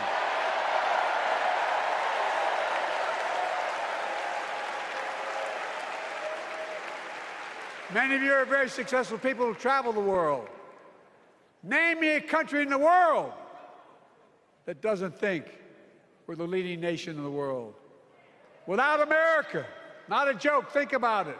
I'm being literal. Who could lead the world other than the United States of America? Well, guess what? America's winning, and the world's better off for it. America's more prosperous, and Americans are safer today than under Donald Trump. Trump continues to lie about crime in America, like everything else. Guess what? On his watch, the murder rate went up 30%, the biggest increase in history. Meanwhile, we made the largest investment, Kamala and I, in public safety ever. Now, the murder rate is falling faster than any time in history. Violent crime has dropped to the lowest level in more than 50 years. And crime will keep coming down when we put a prosecutor in the Oval Office instead of a convicted felon.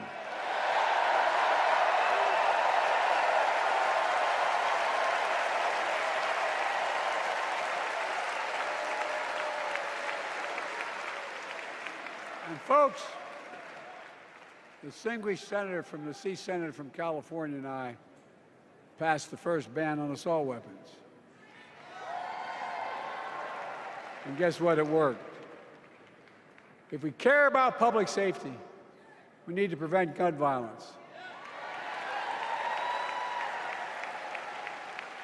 And what makes me ashamed when I travel the world, which I do, more children in America are killed by a gunshot than any other cause in the United States. More die from a bullet than cancer, accidents, or anything else in the United States of America. My God. That's why Kamala and I are proud. We beat the NRA when we passed the first major bipartisan gun safety law in 30 years.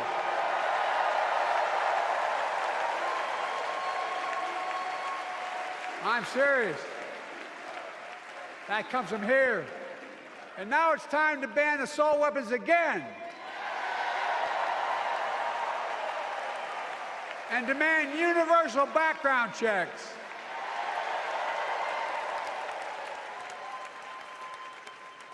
It's hard. I never thought I'd stand before a crowd of Democrats and refer to a president as a liar so many times. No, I'm not trying to be funny. It's sad. Trump continues to lie about the border. Here's what he won't tell you. Trump killed the strongest bipartisan border deal in the history of the United States that we negotiated with the Senate Republicans. It took 4 weeks. Once it passed, and never acknowledged the most expansive border change in American history, he called senators to say, don't support the bipartisan bill, because he said it would help me politically and hurt him politically. My God.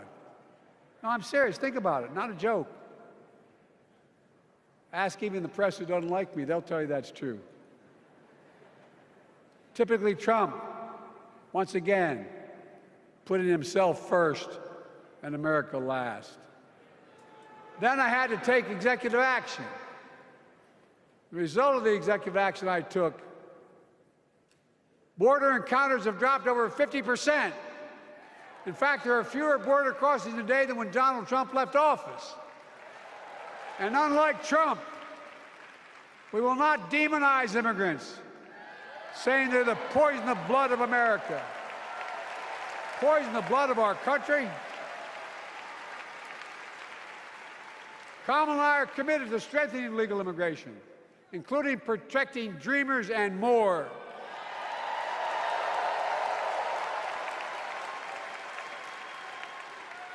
And here's what else I believe in. Protecting your freedom to vote, your freedom to love who you love,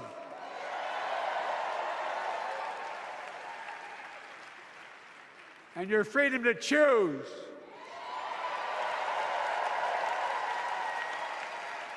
In its decision over overturning Roe v. Wade, as you heard earlier tonight, the United States Supreme Court majority wrote the following, quote, "Women are not without electoral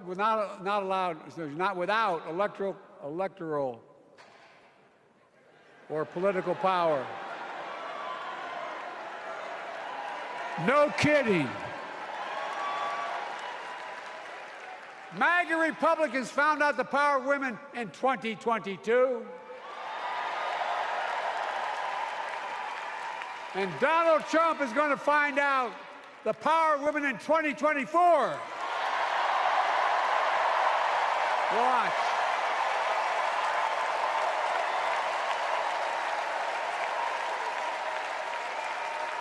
And where Trump and his mega Republican right-wingers seek to erase history, we Democrats continue to write history and make more history. I'm proud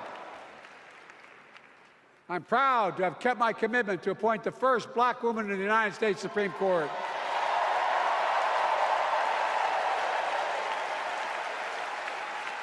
Ketanji Brown Jackson, a symbol for every young woman in America that you can do anything. I'm proud that I've kept my commitment to have an administration that looks like America and that taps in to the full talent of our nation. The most diverse cabinet in history, including the first black woman in South Asian descent to serve as vice president. And will soon serve as the 47th President of the United States.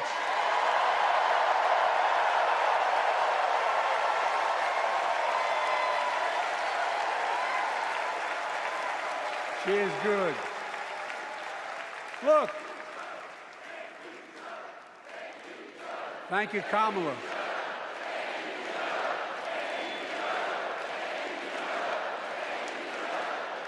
Folks, I've long said we have many obligations as a nation, but I got in trouble years ago for saying I'd make no apologies.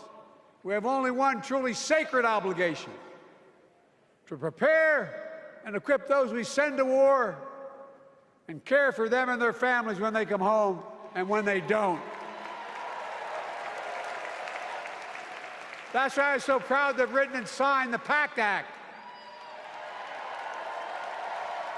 one of the most significant laws ever, helping veterans and their families exposed to toxic materials like burn pits in Agent Orange. I was around during the Vietnam War. It's hard. Nobody was able to prove that there's illness was a consequence of Agent Orange. And no one was able to prove initially that because they lived in burn pits like my son lived next to in Iraq for a year, that is the cause of their illness. But because of the PACT Act, a surviving spouse with 2 children is now eligible for a stipend of about $3,000 a month.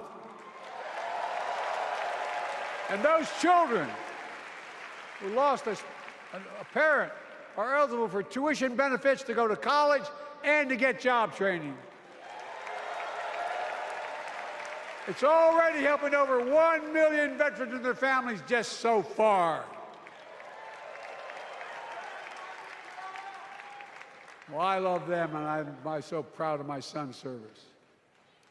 We get it, but guess who doesn't get it and doesn't respect our veterans?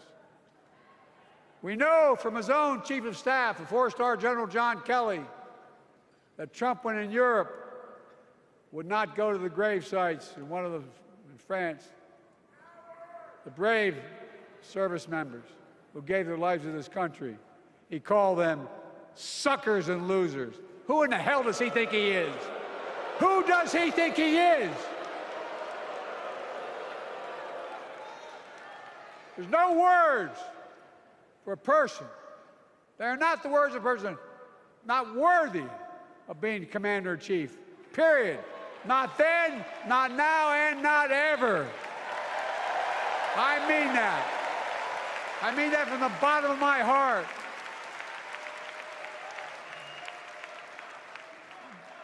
Just as no commander-in-chief should ever bow down to a dictator, the way Trump bows down to Putin. I never have, and I promise you, Kamala Harris will never do it. Will never bow down. When Trump left office, Europe and NATO was in tatters. Not a joke. America First doctrine changed our whole image in the world. Well, they gave the hours, about 190 hours sum total, leaving my counterparts or heads of state in Europe to strengthen NATO. We did. We united Europe like it hadn't been united for years, adding Finland and Sweden to NATO. 10 days before he died, Henry Kissinger called and said, not since Napoleon has Europe not looked over their shoulder at Russia with dread, until now. Until now. Well, guess what? Putin thought he'd take Kyiv in 3 days. 3 years later, Ukraine is still free.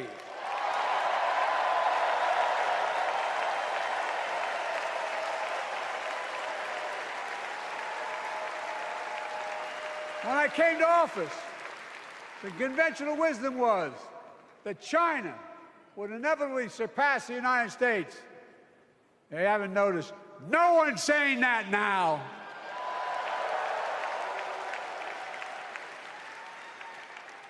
And we'll keep working to bring hostages home and end the war in Gaza and bring peace and security to the Middle East.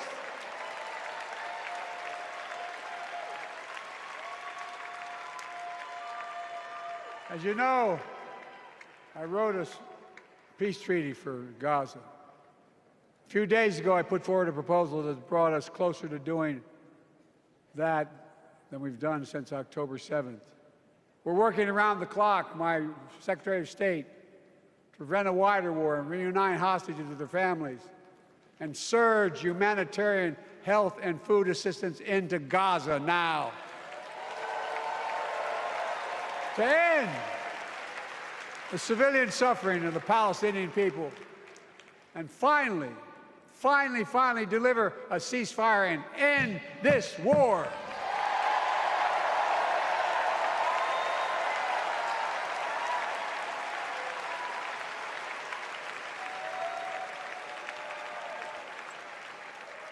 Those protesters out in the street, they have a point. A lot of innocent people are being killed on both sides. Just as we worked around the clock to bring home wrongfully detained Americans and others from Russia in one of the most complicated swaps in history, but they're home. Kamala and I are going to keep working to bring all Americans wrongfully detained around the world home. I mean it. Folks, I've got 5 months left in my presidency. I've got a lot to do. I intend to get it done.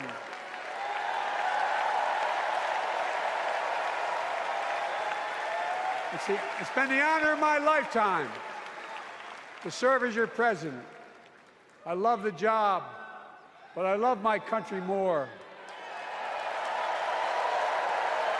I love my country more. And all this talk about how I'm angry at all those people who said I should step down, that's not true.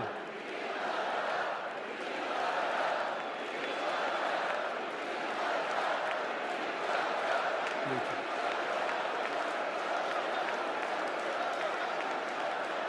I love my country more, and we need to preserve our democracy. In 2024, we need you to vote. We need you to keep the Senate. We need you to win back the House of Representatives. And above all, we need you to beat Donald Trump.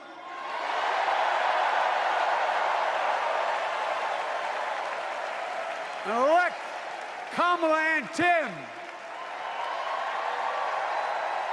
President and Vice President of the United States of America.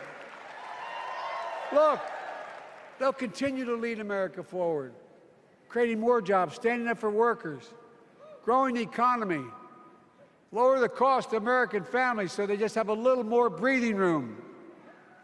We've made incredible progress, but we have more work to do. And Kamala and Tim will continue to take on corporate greed and bring down cost of food. They'll keep taking on Big Pharma, making insulin $35 a month, not just for seniors, but for everyone in America.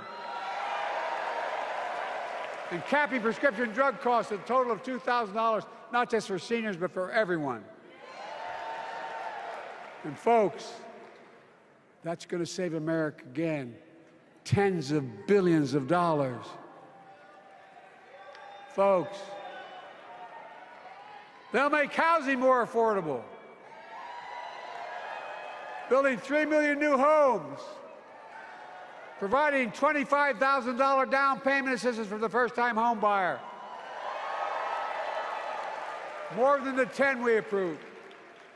Donald Trump wants a new tax on imported goods, food, gas, clothing, and more. You know what that will cost the average family, according to the experts? $3,900 a year in a tax. No, it's a fact. Kamala and Tim will make the child care tax credit permanent.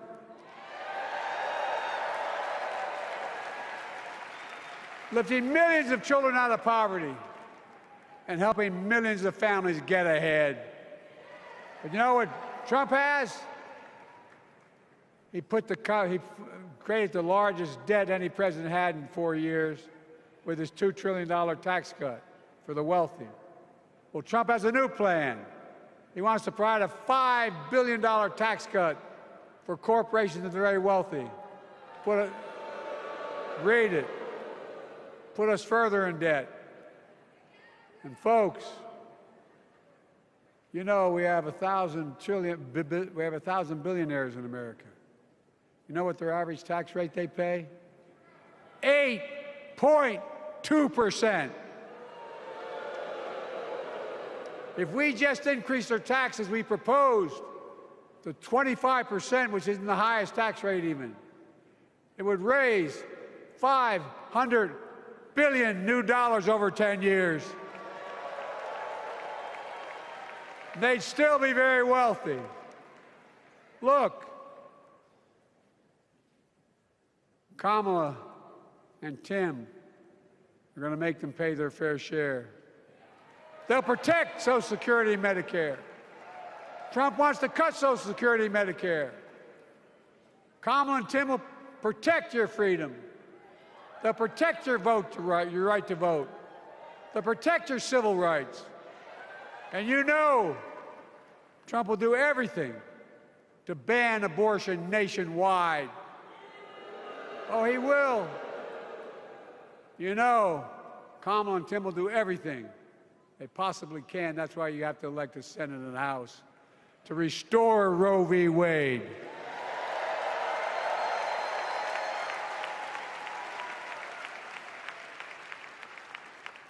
The ancient Greeks taught us that character is destiny. Character is destiny. For me and Jill, we know Kamala and Doug are people of character. It's been our honor to serve alongside them. And we know that Tim and Gwen Walz are also people of great character. Selecting Kamala was the very first decision I made when I became our nominee. And it was the best decision I made my whole career.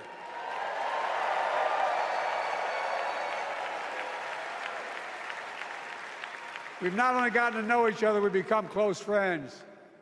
She's tough, she's experienced, and she has enormous integrity, enormous integrity. Her story represents the best American story. And like many of our best presidents, she was also vice president. That's a joke.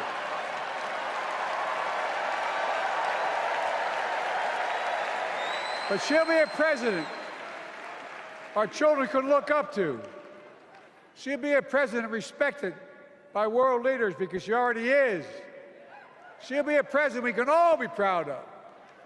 And she will be an historic president who puts her stamp on America's future.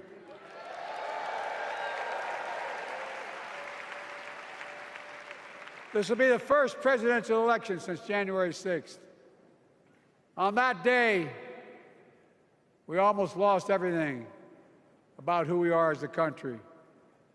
And that threat, this is not hyperbole, that threat is still very much alive. Donald Trump says he will refuse to accept the election result if he loses again. Think about that. He means it. Think about that. He's promising a bloodbath if he loses, in his words. And that he'll be a dictator on day one, in his own words. By the way, this sucker means it. No, I'm not joking. Think about it. Anybody else said that in the past, you'd think he was crazy. He is crazy, but you'd think it was an exaggeration, but he means it. We can't let that happen. Folks, all of us carry a special obligation. Independents, Republicans, Democrats. We saved democracy in 2020, and now we must save it again in 2024.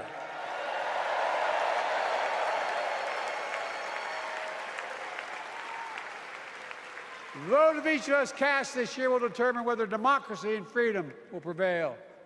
It's that simple. It's that serious. And the power is literally in your hands. History is in your hands. Not hyperbole. It's in your hands. America's future is in your hands. Let me close with this. Nowhere else in the world could a kid with a stutter and modest beginnings in Scranton, Pennsylvania, and Claymont, Delaware, grow up to sit behind the resolute desk in the Oval Office.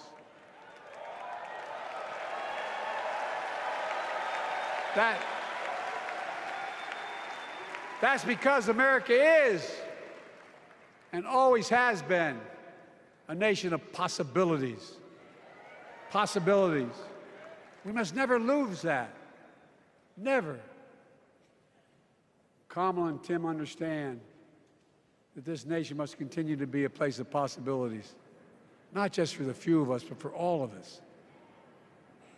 But join me in promising your whole heart to this effort, and where my heart will be. I promise I'll be the best volunteer Harrison Walz has Cam ever seen.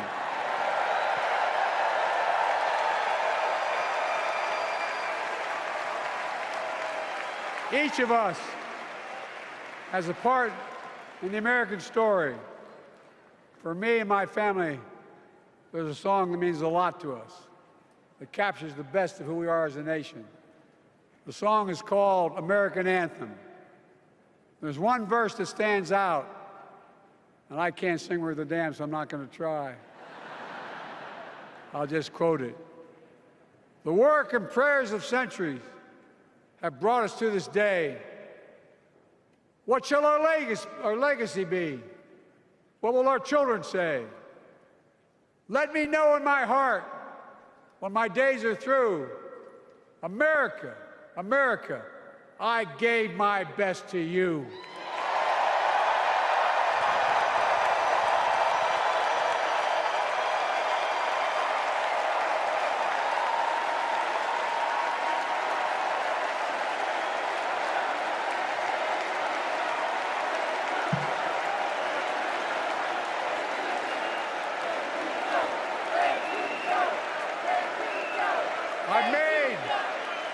I've made a lot of mistakes in my career, but I gave my best to you.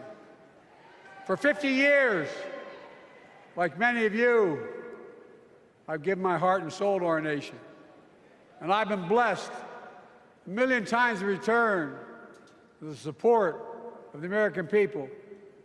I've either been too young to be in the Senate because I wasn't 30 yet, and too old to stay as president. but I hope you know how grateful I am to all of you. I can honestly say, and I mean this from the bottom, give you my word as a Biden, I can honestly say I'm more optimistic about the future than I was when I was elected as a 29-year-old United States Senator. I mean it. Folks,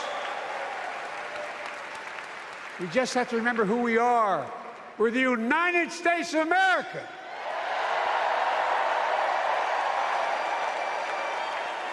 And there's nothing we cannot do when we do it together.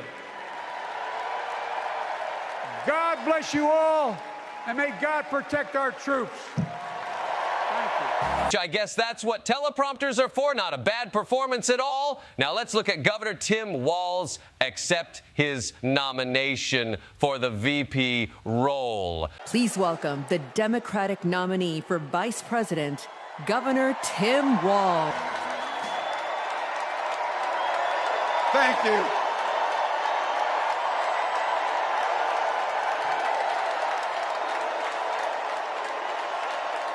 Thank you.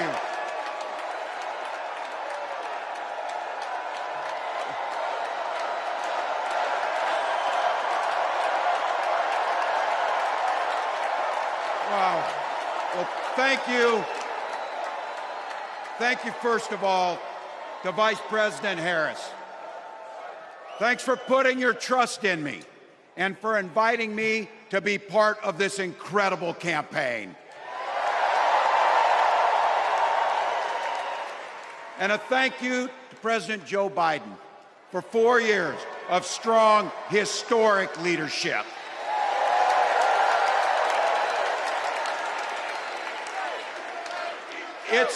It's the honor of my life to accept your nomination for Vice President of the United States.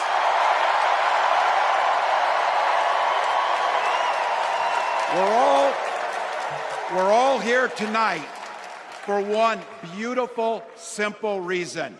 We love this country. So thank you to all of you here in Chicago. What? Growing up in a small town like that, you learn how to take care of each other. That family down the road, they may not think like you do.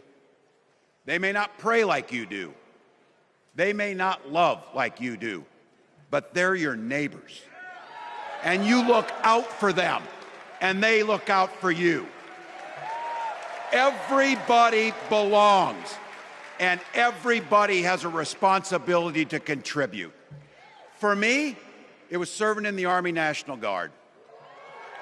I joined up 2 days after my 17th birthday, and I proudly wore our nation's uniform for 24 years. My dad, a Korean War-era Army veteran, died of lung cancer a couple years later. He left behind a mountain of medical debt. Thank God for Social Security survivor benefits. And thank God for the GI Bill that allowed my dad and me to go to college, and millions of other Americans.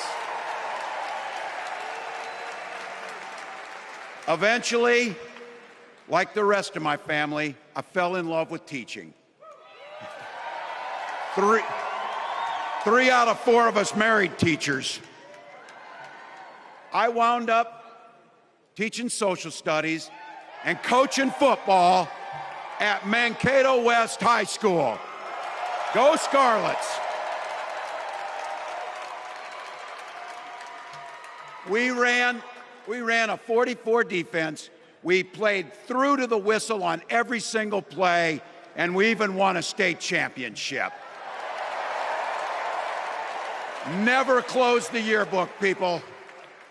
But it was those players and my students who inspired me to run for Congress. They saw in me what I had hoped to instill in them, a commitment to the common good, an understanding that we're all in this together, and the belief that a single person can make a real difference for their neighbors. So there I was, a 40-something high school teacher with little kids, zero political experience, and no money running in a deep red district. But you know what? Never underestimate a public school teacher. Never.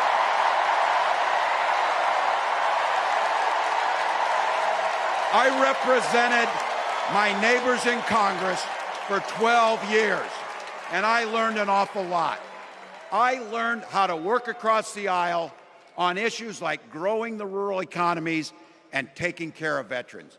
And I learned how to compromise without compromising my values. Then I came back to serve as governor, and we got right to work, making a difference in our neighbors' lives. We cut taxes for the middle class. We passed paid family and medical leave. We invested in fighting crime and affordable housing. We cut the cost of prescription drugs and helped people escape the kind of medical debt that nearly sank my family. And we made sure that every kid in our state gets breakfast and lunch every day. So while other states were banning books from their schools, we were banishing hunger from ours.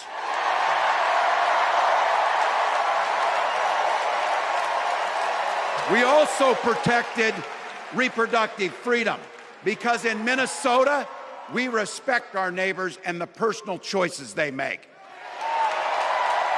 And even if we wouldn't make those same choices for ourselves, we've got a golden rule.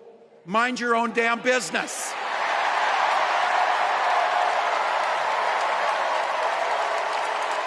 And that includes IVF and fertility treatments. And this is personal for Gwen and I. If you've never experienced the hell that is infertility, I guarantee you, you know somebody who has. And I can remember praying each night for a phone call. The pit in your stomach when the phone would ring, and the absolute agony when we heard the treatments hadn't worked. It took Gwen and I years, but we had access to fertility treatments. And when our daughter was born, we named her Hope. Hope, Gus, and Gwen, you are my entire world, and I love you.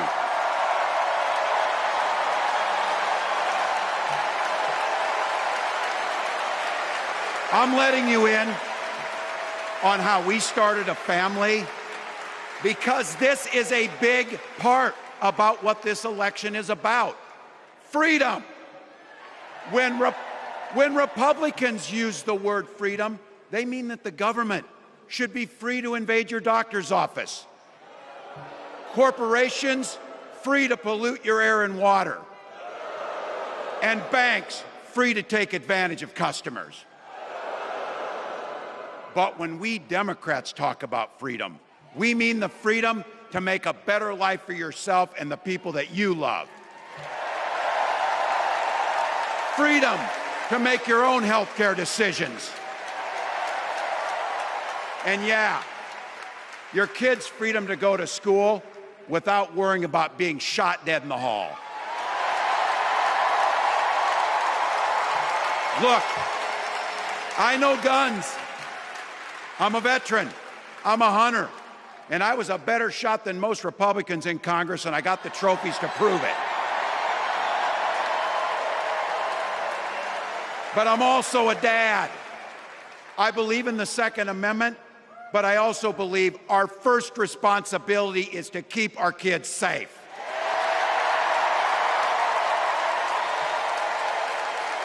That's what this is all about. The responsibility we have to our kids, to each other, and to the future that we're building together, in which everyone is free to build the kind of life they want.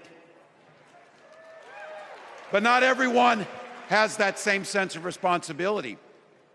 Some folks just don't understand what it takes to be a good neighbor. Take Donald Trump and J.D. Vance. Their Project 2025 will make things much, much harder for people who are just trying to live their lives. They spent a lot of time pretending they know nothing about this. But look, I coached high school football long enough to know, and trust me on this, when somebody takes the time to draw up a playbook, they're going to use it.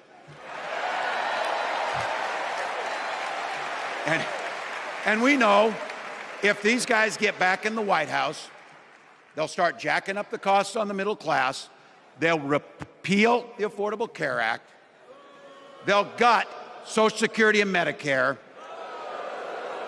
and they will ban abortion across this country, with or without Congress. Here's the thing. It's an agenda nobody asked for. It's an agenda that serves nobody except the richest and the most extreme amongst us. And it's an agenda that does nothing for our neighbors in need. Is it weird? Absolutely. Absolutely. But it's also wrong. And it's dangerous.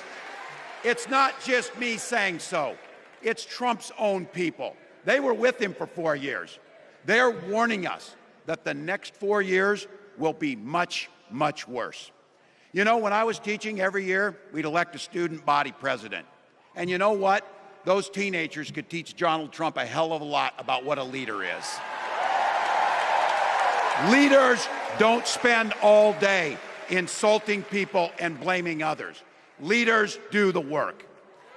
So I don't know about you, I'm ready to turn the page on these guys. So go ahead, say it with me. We're not going back.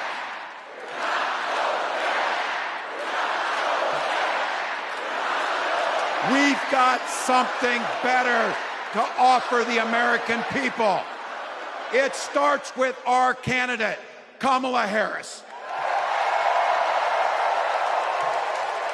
From her first day as a prosecutor, as a district attorney, as an attorney general, as a United States senator, and then our vice president, she's fought on the side of the American people.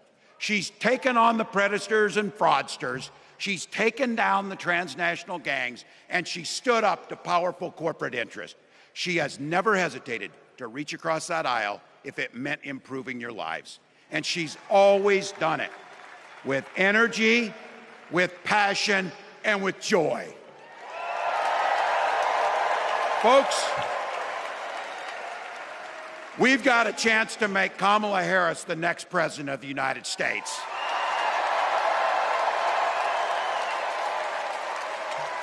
But I think we owe it to the American people to tell them exactly what she'd do as president before we ask them for their votes. So here, this is the part, clip and save it and send it to your undecided relatives so they know. If you're a middle-class family or a family trying to get into the middle class, Kamala Harris is going to cut your taxes. If you're getting squeezed by prescription drug prices, Kamala Harris is going to take on Big Pharma. If you're hoping to buy a home, Kamala Harris is going to help make it more affordable. And no matter who you are, Kamala Harris is going to stand up and fight for your freedom to live the life that you want to lead. Because that's what we want for ourselves, and it's what we want for our neighbors. You know, you might not know it, but I haven't given a lot of big speeches like this. But I have given a lot of pep talks. So let me finish with this, team. It's the fourth quarter. We're down a field goal, but we're on offense and we've got the ball. We're driving down the field. And boy, do we have the right team. Kamala Harris is tough. Kamala Harris is experienced, and Kamala Harris is ready. Our job for everyone watching is to get in the trenches and do the blocking and tackling. 1 inch at a time. 1 yard at a time, 1 phone call at a time, 1 door knock at a time, 1 $5 donation at a time. Look, we got 76 days. That's nothing. There'll be time to sleep when you're dead. We're going to leave it on the field. That's how we'll keep moving forward. That's how we'll turn the page on Donald Trump. That's how we'll build a country where workers come first. Healthcare and housing are human rights. And the government stays the hell out of your bedroom.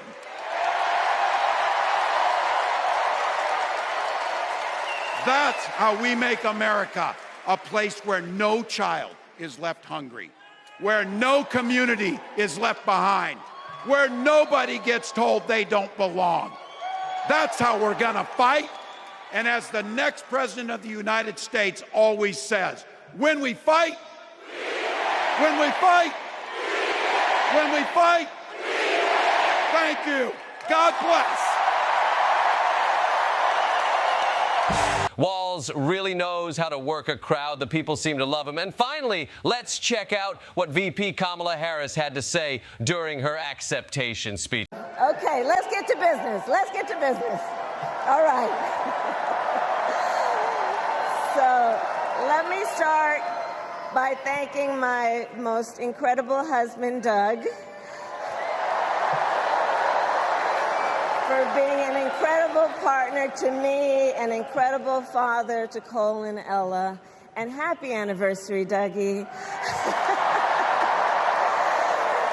I love you so very much. To our President Joe Biden, when I think about the path that we have traveled together, Joe, I am filled with gratitude. Your record is extraordinary, as history will show, and your character is inspiring. And Doug and I love you and Jill and are forever thankful to you both.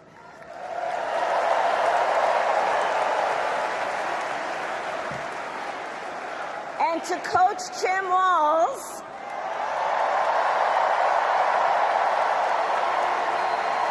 you are going to be an incredible vice president.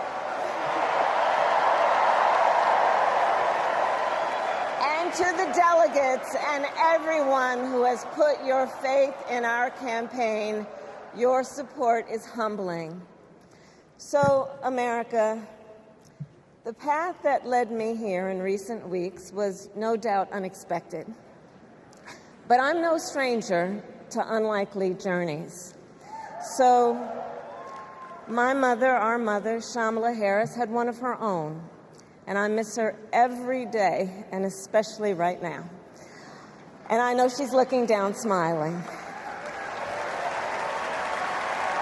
I know that. So my mother was 19 when she crossed the world alone, traveling from India to California with an unshakable dream to be the scientist who would cure breast cancer.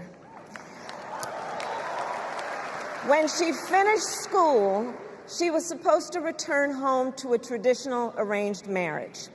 But as fate would have it, she met my father, Donald Harris, a student from Jamaica. They fell in love and got married, and that act of self-determination made my sister Maya and me. Growing up, we moved a lot. I will always remember that big Mayflower truck packed with all our belongings, ready to go to Illinois, to Wisconsin, and wherever our parents' jobs took us. My early memories of our parents together are very joyful ones. A home filled with laughter and music, Aretha, Coltrane, and Miles. At the park, my mother would say, "Stay close," but my father would say, as he smiled, "Run, Kamala, run. Don't be afraid. Don't let anything stop you."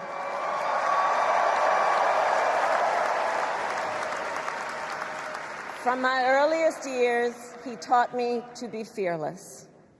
But the harmony between my parents did not last. When I was in elementary school, they split up. And it was mostly my mother who raised us. Before she could finally afford to buy a home, she rented a small apartment in the East Bay. In the Bay, you either live in the hills or the flatlands. We lived in the flats. A beautiful working-class neighborhood of firefighters, nurses, and construction workers, all who tended their lawns with pride. My mother, she worked long hours, and like many working parents, she leaned on a trusted circle to help raise us.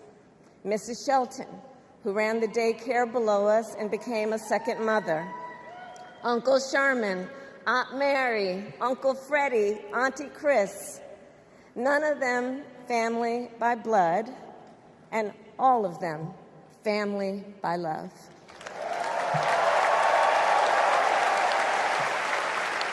Family who taught us how to make gumbo, how to play chess, and sometimes even let us win.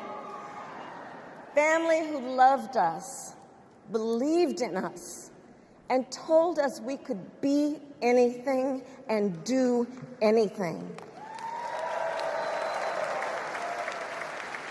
They instilled in us the values they personified: community, faith, and the importance of treating others as you would want to be treated, with kindness, respect, and compassion. My mother was a brilliant, 5-foot-tall brown woman with an accent. And as the eldest child, I saw how the world would sometimes treat her. But my mother never lost her cool.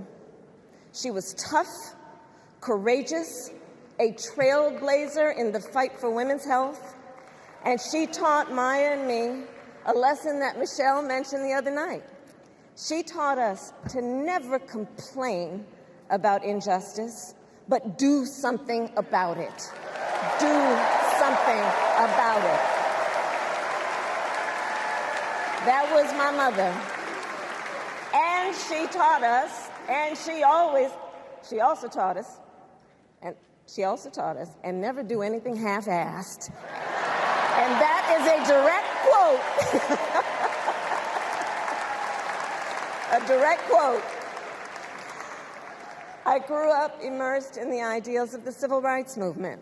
My parents had met at a civil rights gathering, and they made sure that we learned about civil rights leaders, including the lawyers like Thurgood Marshall and Constance Baker Motley, those who battled in the courtroom to make real the promise of America. So at a young age, I decided I wanted to do that work. I wanted to be a lawyer. And when it came time to choose the type of law I would pursue, I reflected on a pivotal moment in my life. You see, when I was in high school, I started to notice something about my best friend, Wanda. She was sad at school, and there were times she didn't want to go home.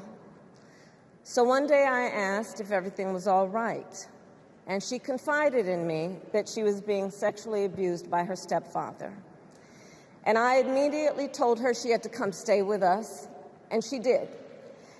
This is one of the reasons I became a prosecutor, to protect people like Wanda, because I believe everyone has a right to safety, to dignity, and to justice.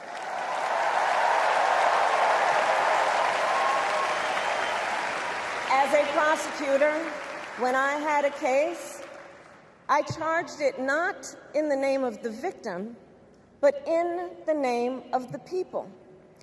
for a simple reason. In our system of justice, a harm against any one of us is a harm against all of us.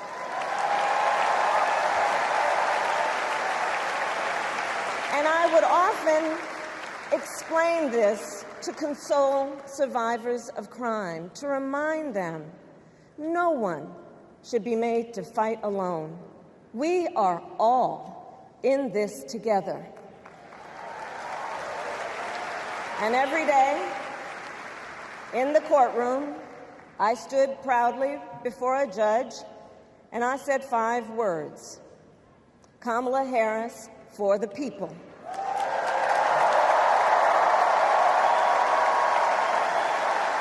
And to be clear, my entire career, I've only had one client, the people. And so, on behalf of the people, on behalf of every American, regardless of party, race, gender, or the language your grandmother speaks, on behalf of my mother and everyone who has ever set out on their own unlikely journey, on behalf of Americans like the people I grew up with, people who work hard, chase their dreams, and look out for one another, on behalf of everyone whose story could only be written in the greatest nation on earth, I accept your nomination to be President of the United States of America.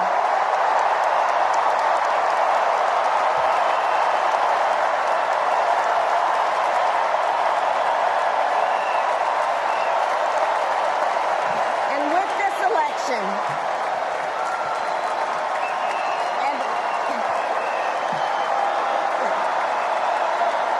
with this election, our nation with this election has a precious, fleeting opportunity to move past the bitterness, cynicism, and divisive battles of the past, a chance to chart a new way forward. Not as members of any one party or faction, but as Americans. And let me say, I know there are people of various political views watching tonight, and I want you to know, I promise to be a president for all Americans. You can always trust me to put country above party and self, to hold sacred America's fundamental principles, from the rule of law to free and fair elections to the peaceful transfer of power.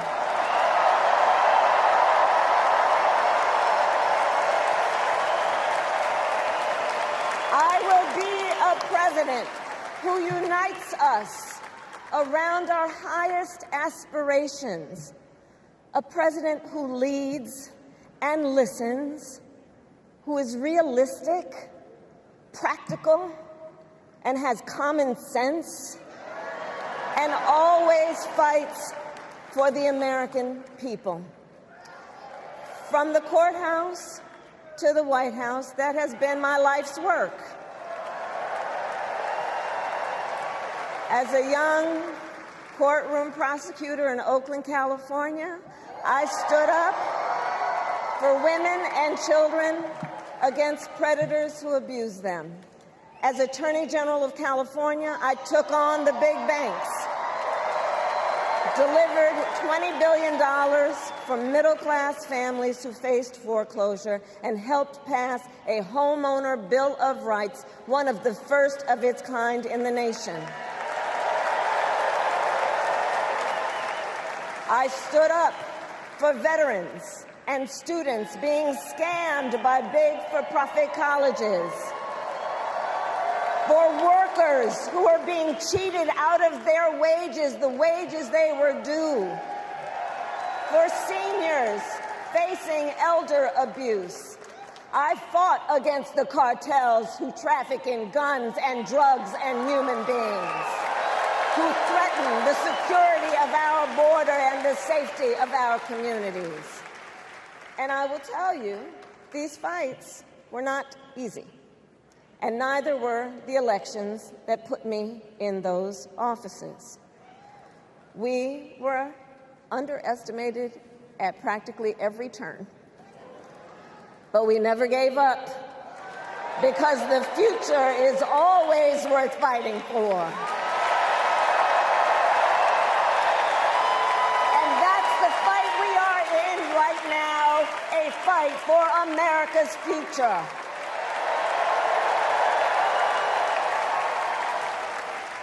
Fellow Americans, this election is not only the most important of our lives, it is one of the most important in the life of our nation. In many ways, Donald Trump is an unserious man. But the consequences of putting Donald Trump back in the White House are extremely serious. Consider not only the chaos and calamity when he was in office, but also the gravity of what has happened since he lost the last election. Donald Trump tried to throw away your votes. When he failed, he sent an armed mob to the United States Capitol, where they assaulted law enforcement officers. When politicians in his own party begged him to call off the mob and send help, he did the opposite. He fanned the flames. And now, for an entirely different set of crimes, he was found guilty of fraud by a jury of everyday Americans, and separately found liable for committing sexual abuse. And consider what he intends to do if we give him power again. Consider his explicit intent to set free violent extremists who assaulted those law enforcement officers at the Capitol. His explicit intent to jail journalists, political opponents, and anyone he sees as the enemy. His explicit intent to deploy our active duty military against our own citizens. Consider the power he will have, especially after the United States Supreme Court just ruled that he would be immune from criminal prosecution. Just imagine Donald Trump with no guardrails, and how he would use the immense powers of the presidency of the United States, not to improve your life, not to strengthen our national security, but to serve the only client he has ever had, himself.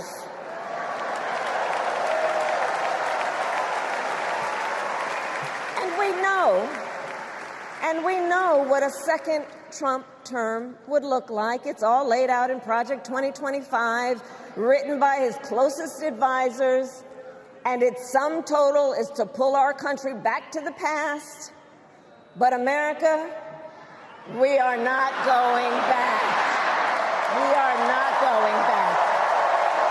We are not going back. We are not going back to when Donald Trump tried to cut Social Security and Medicare. We are not going back to when he tried to get rid of the Affordable Care Act, when insurance companies could deny people with pre-existing conditions. We are not going to let him eliminate the Department of Education that funds our public schools.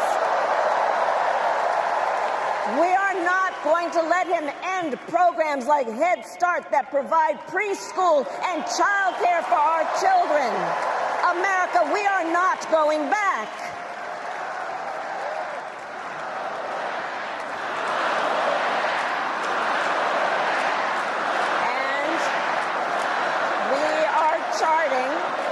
And we are charting a new way forward.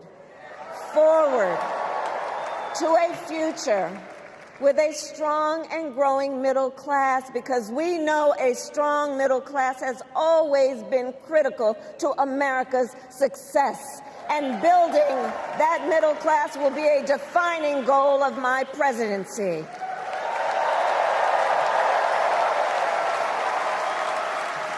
And I'll tell you, this is personal for me. The middle class is where I come from. My mother kept a strict budget. We lived within our means, yet we wanted for little. And she expected us to make the most of the opportunities that were available to us and to be grateful for them. Because, as she taught us, opportunity is not available to everyone. That's why we will create what I call an opportunity economy, an opportunity economy where everyone has the chance to compete and a chance to succeed. Whether you live in a rural area, small town, or big city. And as president, I will bring together labor and workers and small business owners and entrepreneurs and American companies to create jobs, to grow our economy, and to lower the cost of everyday needs like health care and housing and groceries. We will provide access to capital for small business owners and entrepreneurs and founders. And we will end America's housing shortage and protect Social Security and Medicare. Now compare that to Donald Trump, because I think everyone here knows he doesn't actually fight for the middle class. He doesn't actually fight for the middle class. Instead, he fights for himself and his billionaire friends. And he will give them another round of tax breaks that will add up to $5 trillion to the national debt. And all the while, he intends to enact what in effect is a national sales tax, call it a Trump tax, that would raise prices on middle-class families by almost $4,000 a year. Well, instead of a Trump tax hike, we will pass a middle-class tax cut that will benefit more than 100 million Americans.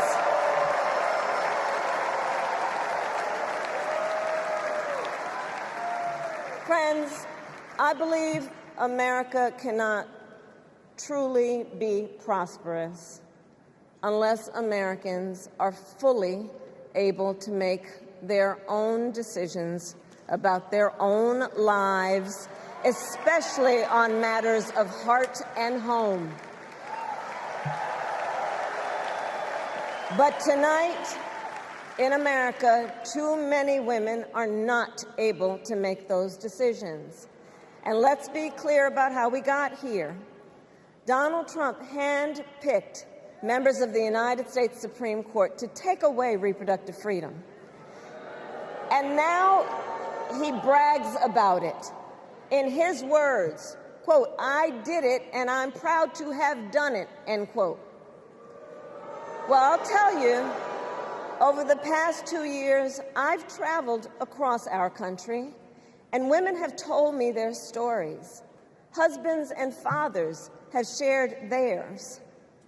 Stories of women miscarrying in a parking lot, developing sepsis, losing the ability to ever again have children, all because doctors are afraid they may go to jail for caring for their patients. Couples just trying to grow their family, cut off in the middle of IVF treatments. Children who have survived sexual assault, potentially being forced to carry a pregnancy to term.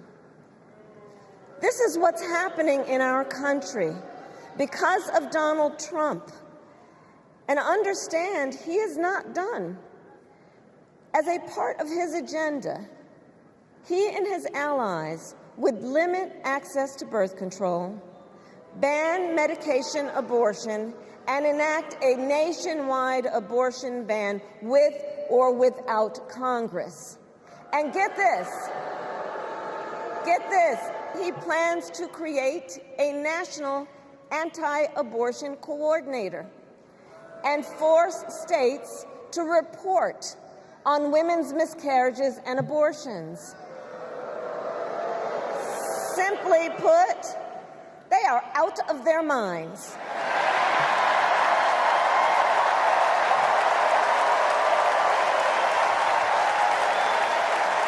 And one must ask, why exactly is it that they don't trust women? Well, we trust women. We trust women. And when Congress passes a bill to restore reproductive freedom, as President of the United States, I will proudly sign it into law.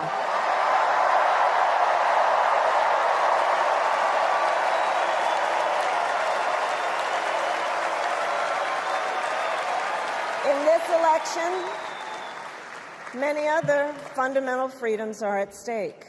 The freedom to live safe from gun violence in our schools, communities, and places of worship. The freedom to love who you love openly and with pride. The freedom to breathe clean air and drink clean water and live free from the pollution that fuels the climate crisis. And the freedom that unlocks all the others, the freedom to vote.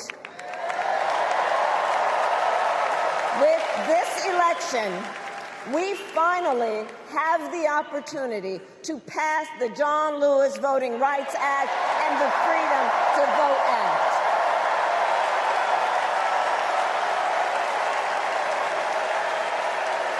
And let me be clear. After decades in law enforcement, I know the importance of safety and security, especially at our border. Last year, Joe and I brought together Democrats and conservative Republicans to write the strongest border bill in decades. The Border Patrol endorsed it.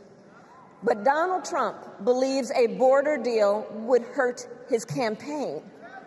So he ordered his allies in Congress to kill the deal.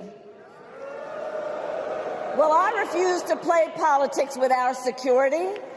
And here is my pledge to you. As president, I will bring back the bipartisan border security bill that he killed, and I will sign it into law. I know we can live up to our proud heritage as a nation of immigrants and reform our broken immigration system. We can create an earned pathway to citizenship and secure our border.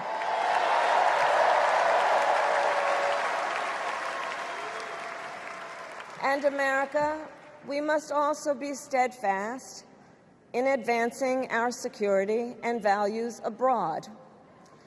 As Vice President, I have confronted threats to our security, negotiated with foreign leaders, strengthened our alliances, and engaged with our brave troops overseas.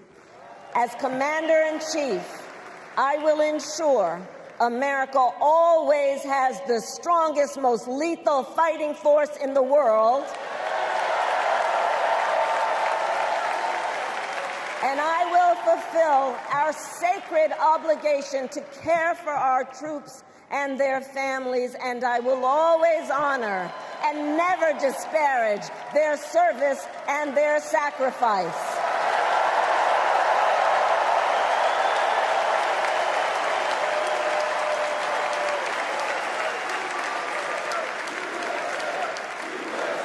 I will make sure that we lead the world into the future on space and artificial intelligence, that America, not China, wins the competition for the 21st century, and that we strengthen, not abdicate, our global leadership.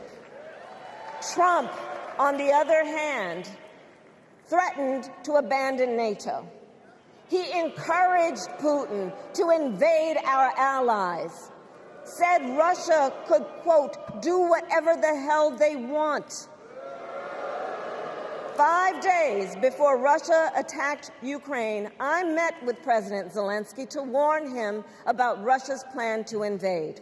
I helped mobilize a global response, over 50 countries, to defend against Putin's aggression. As president, I will stand strong with Ukraine and our NATO allies.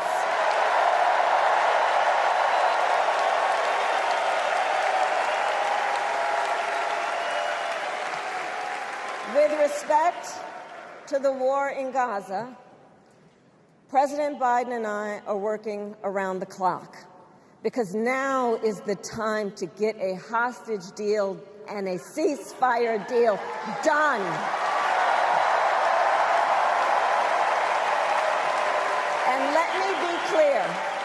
And let me be clear, I will always stand up for Israel's right to defend itself, and I will always ensure Israel has the ability to defend itself, because the people of Israel must never again face the horror that a terrorist organization called Hamas caused on October 7, including unspeakable sexual violence and the massacre of young people at a music festival. At the same time, what has happened in Gaza over the past 10 months is devastating. So many innocent lives lost. Desperate, hungry people fleeing for safety over and over again. The scale of suffering is heartbreaking. President Biden and I are working to end this war such that Israel is secure, the hostages are released, the suffering in Gaza ends, and the Palestinian people can realize their right to dignity, security, freedom, and self-determination.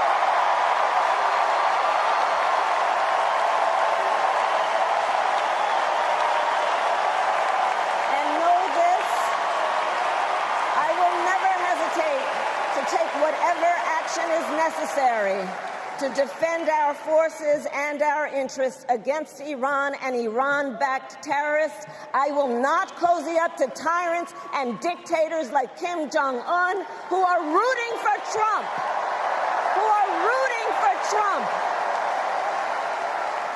Because, you know, they know he is easy to manipulate with flattery and favors. They know Trump won't hold autocrats accountable because he wants to be an autocrat himself. And as president, I will never waver in defense of America's security and ideals, because in the enduring struggle between democracy and tyranny, I know where I stand and I know where the United States belongs.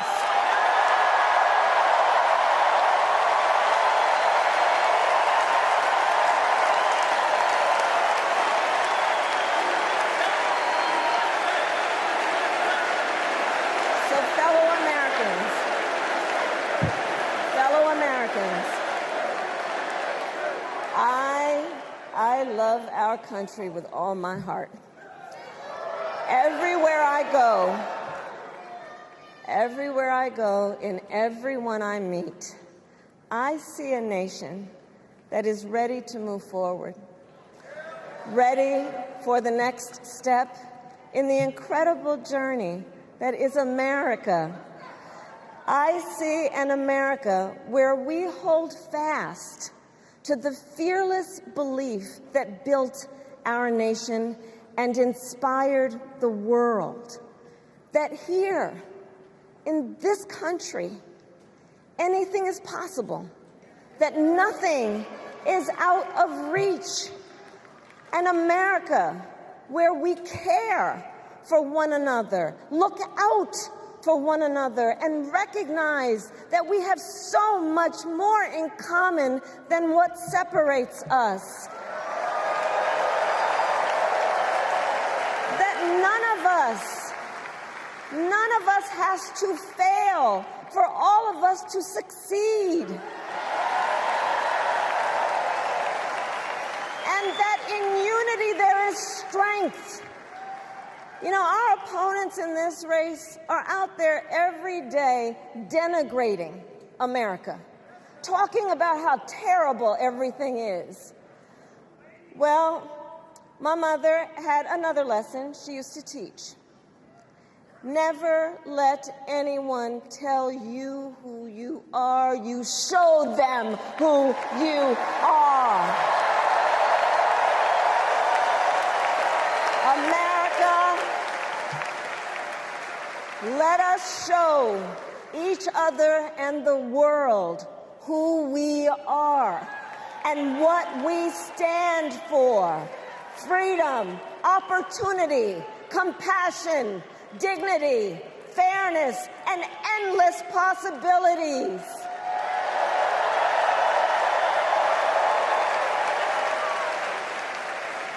We are the heirs to the greatest democracy in the history of the world. And on behalf of our children and our grandchildren and all those who sacrificed so dearly for our freedom and liberty, we must be worthy of this moment. It is now our turn to do what generations before us have done, guided by optimism and faith, to fight for this country we love, to fight for the ideals we cherish, and to uphold the awesome responsibility that comes with the greatest privilege on earth, the privilege and pride of being an American.